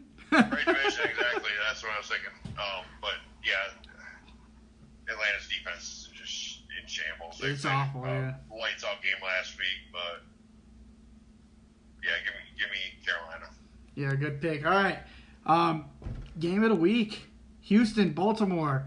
I think this on paper this game is super close. I actually on paper I got Baltimore. They have the better defense, and I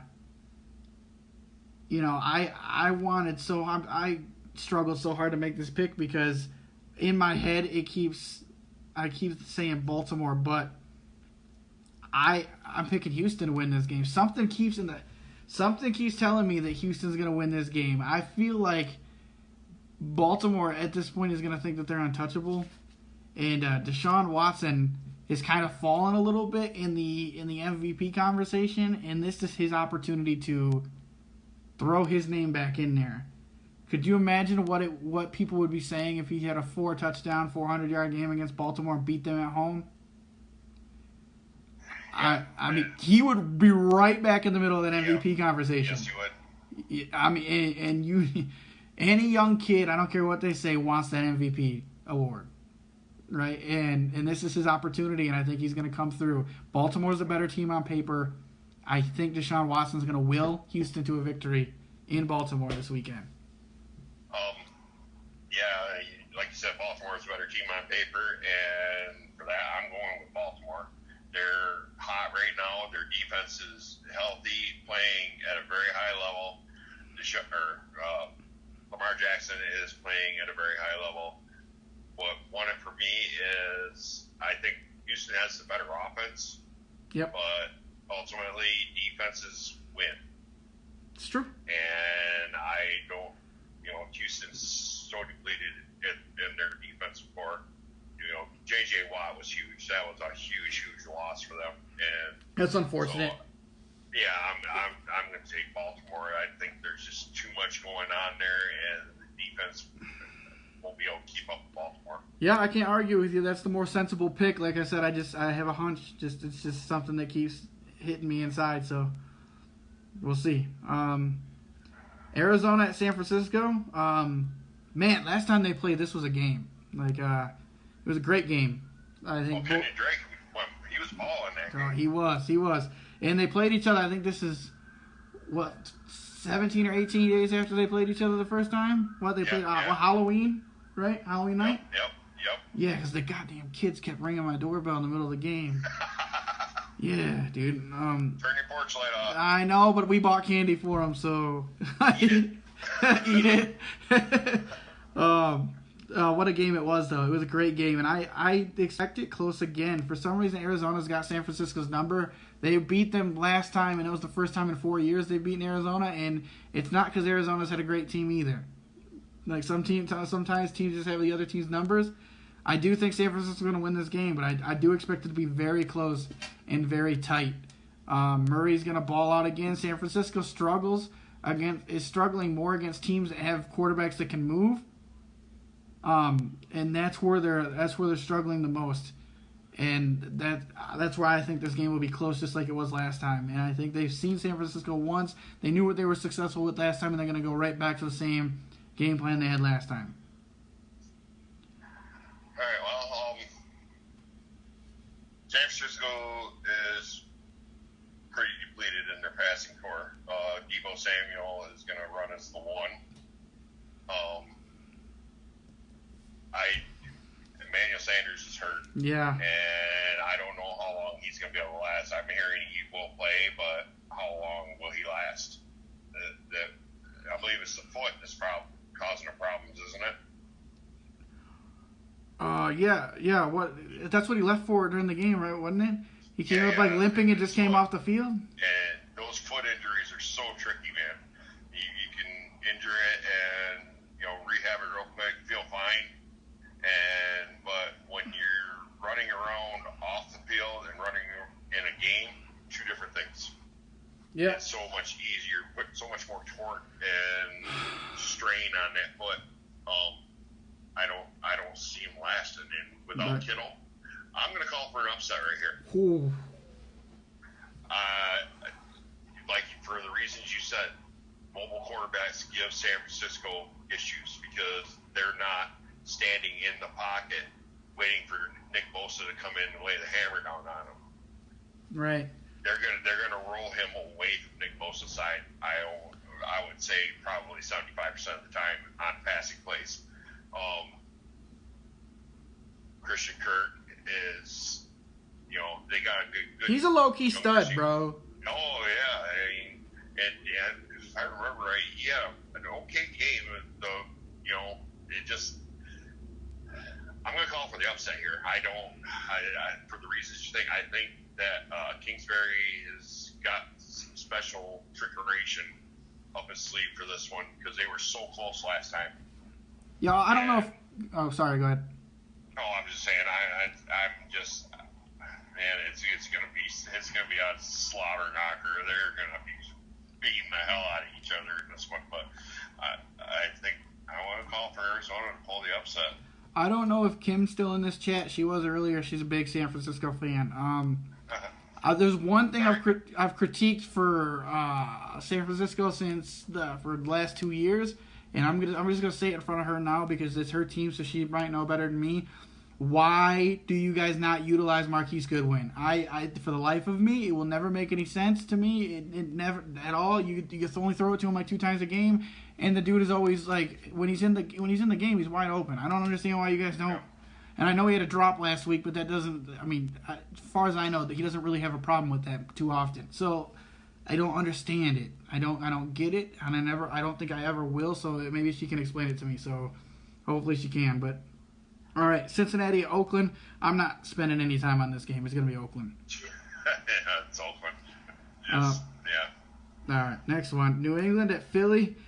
This game's going to be really close, and I know people are probably going to roll their eyes at me, but look at history.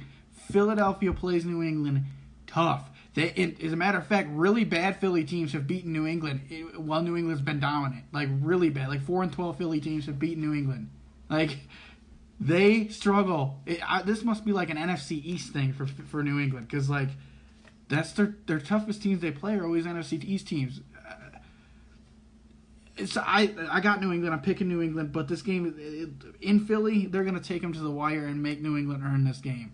I know they're struggling with receivers. I know they're struggling with a defensive back, but for some reason, it just doesn't matter how bad or depleted Philly is. They play New England tough.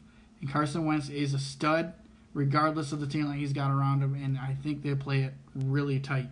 New England in a very close one. I was going to take Philly until I found out there will be no Alshon Jeffrey for this game. No Deshaun Watson. No Deshaun Jackson. Darren Sproles Gone. Tore his hip flexor. So he's done for the year, possibly for his career. And they just signed a Jay Ajayi, which tells me that something's going on with Jordan Howard. Because Jay Ajayi is not a comp to Darren Sproles, to what Darren Sproles does.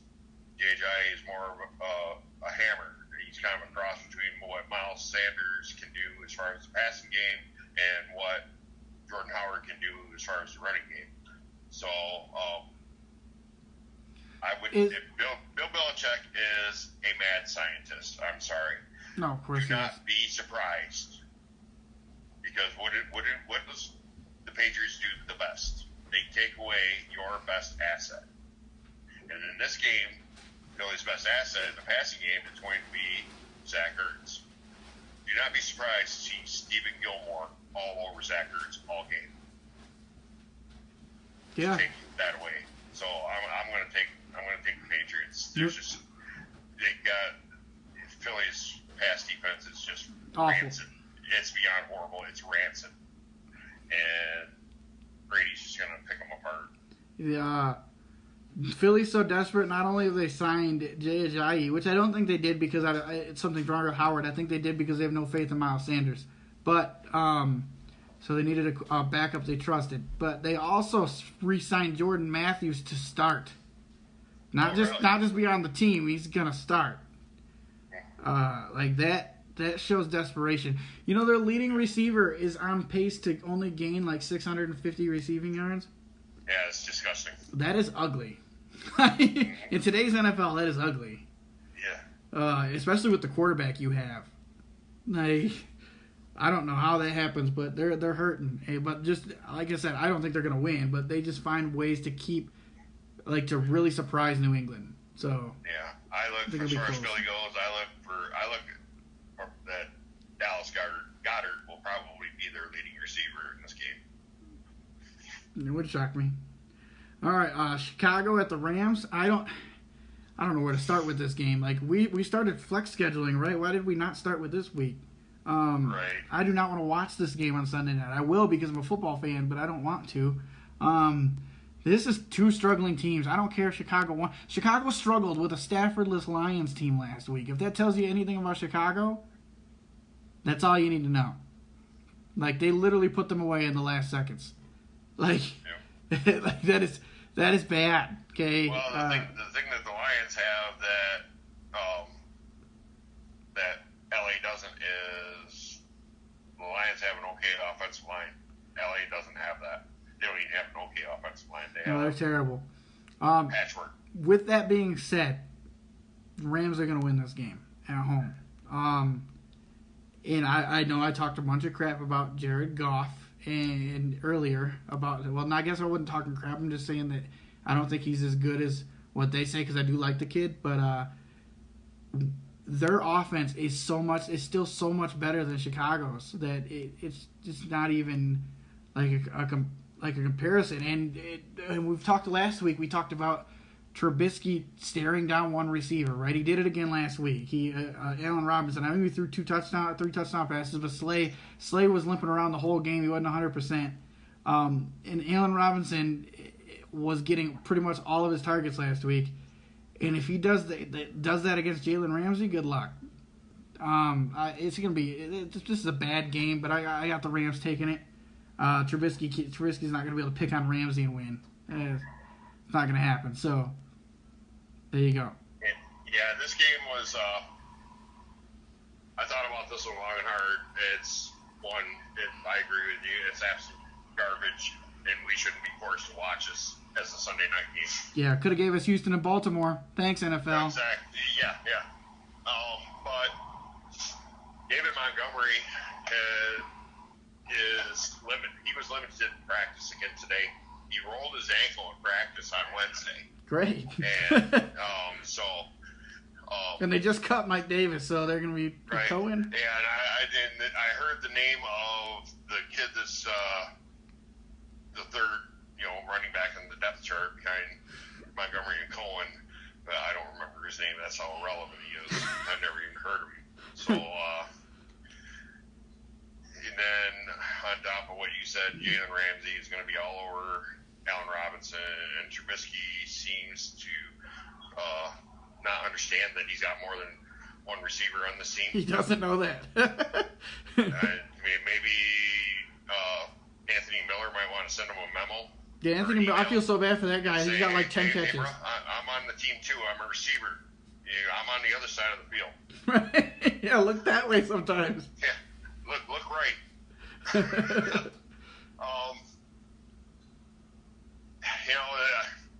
It's gonna be a tight game, I believe.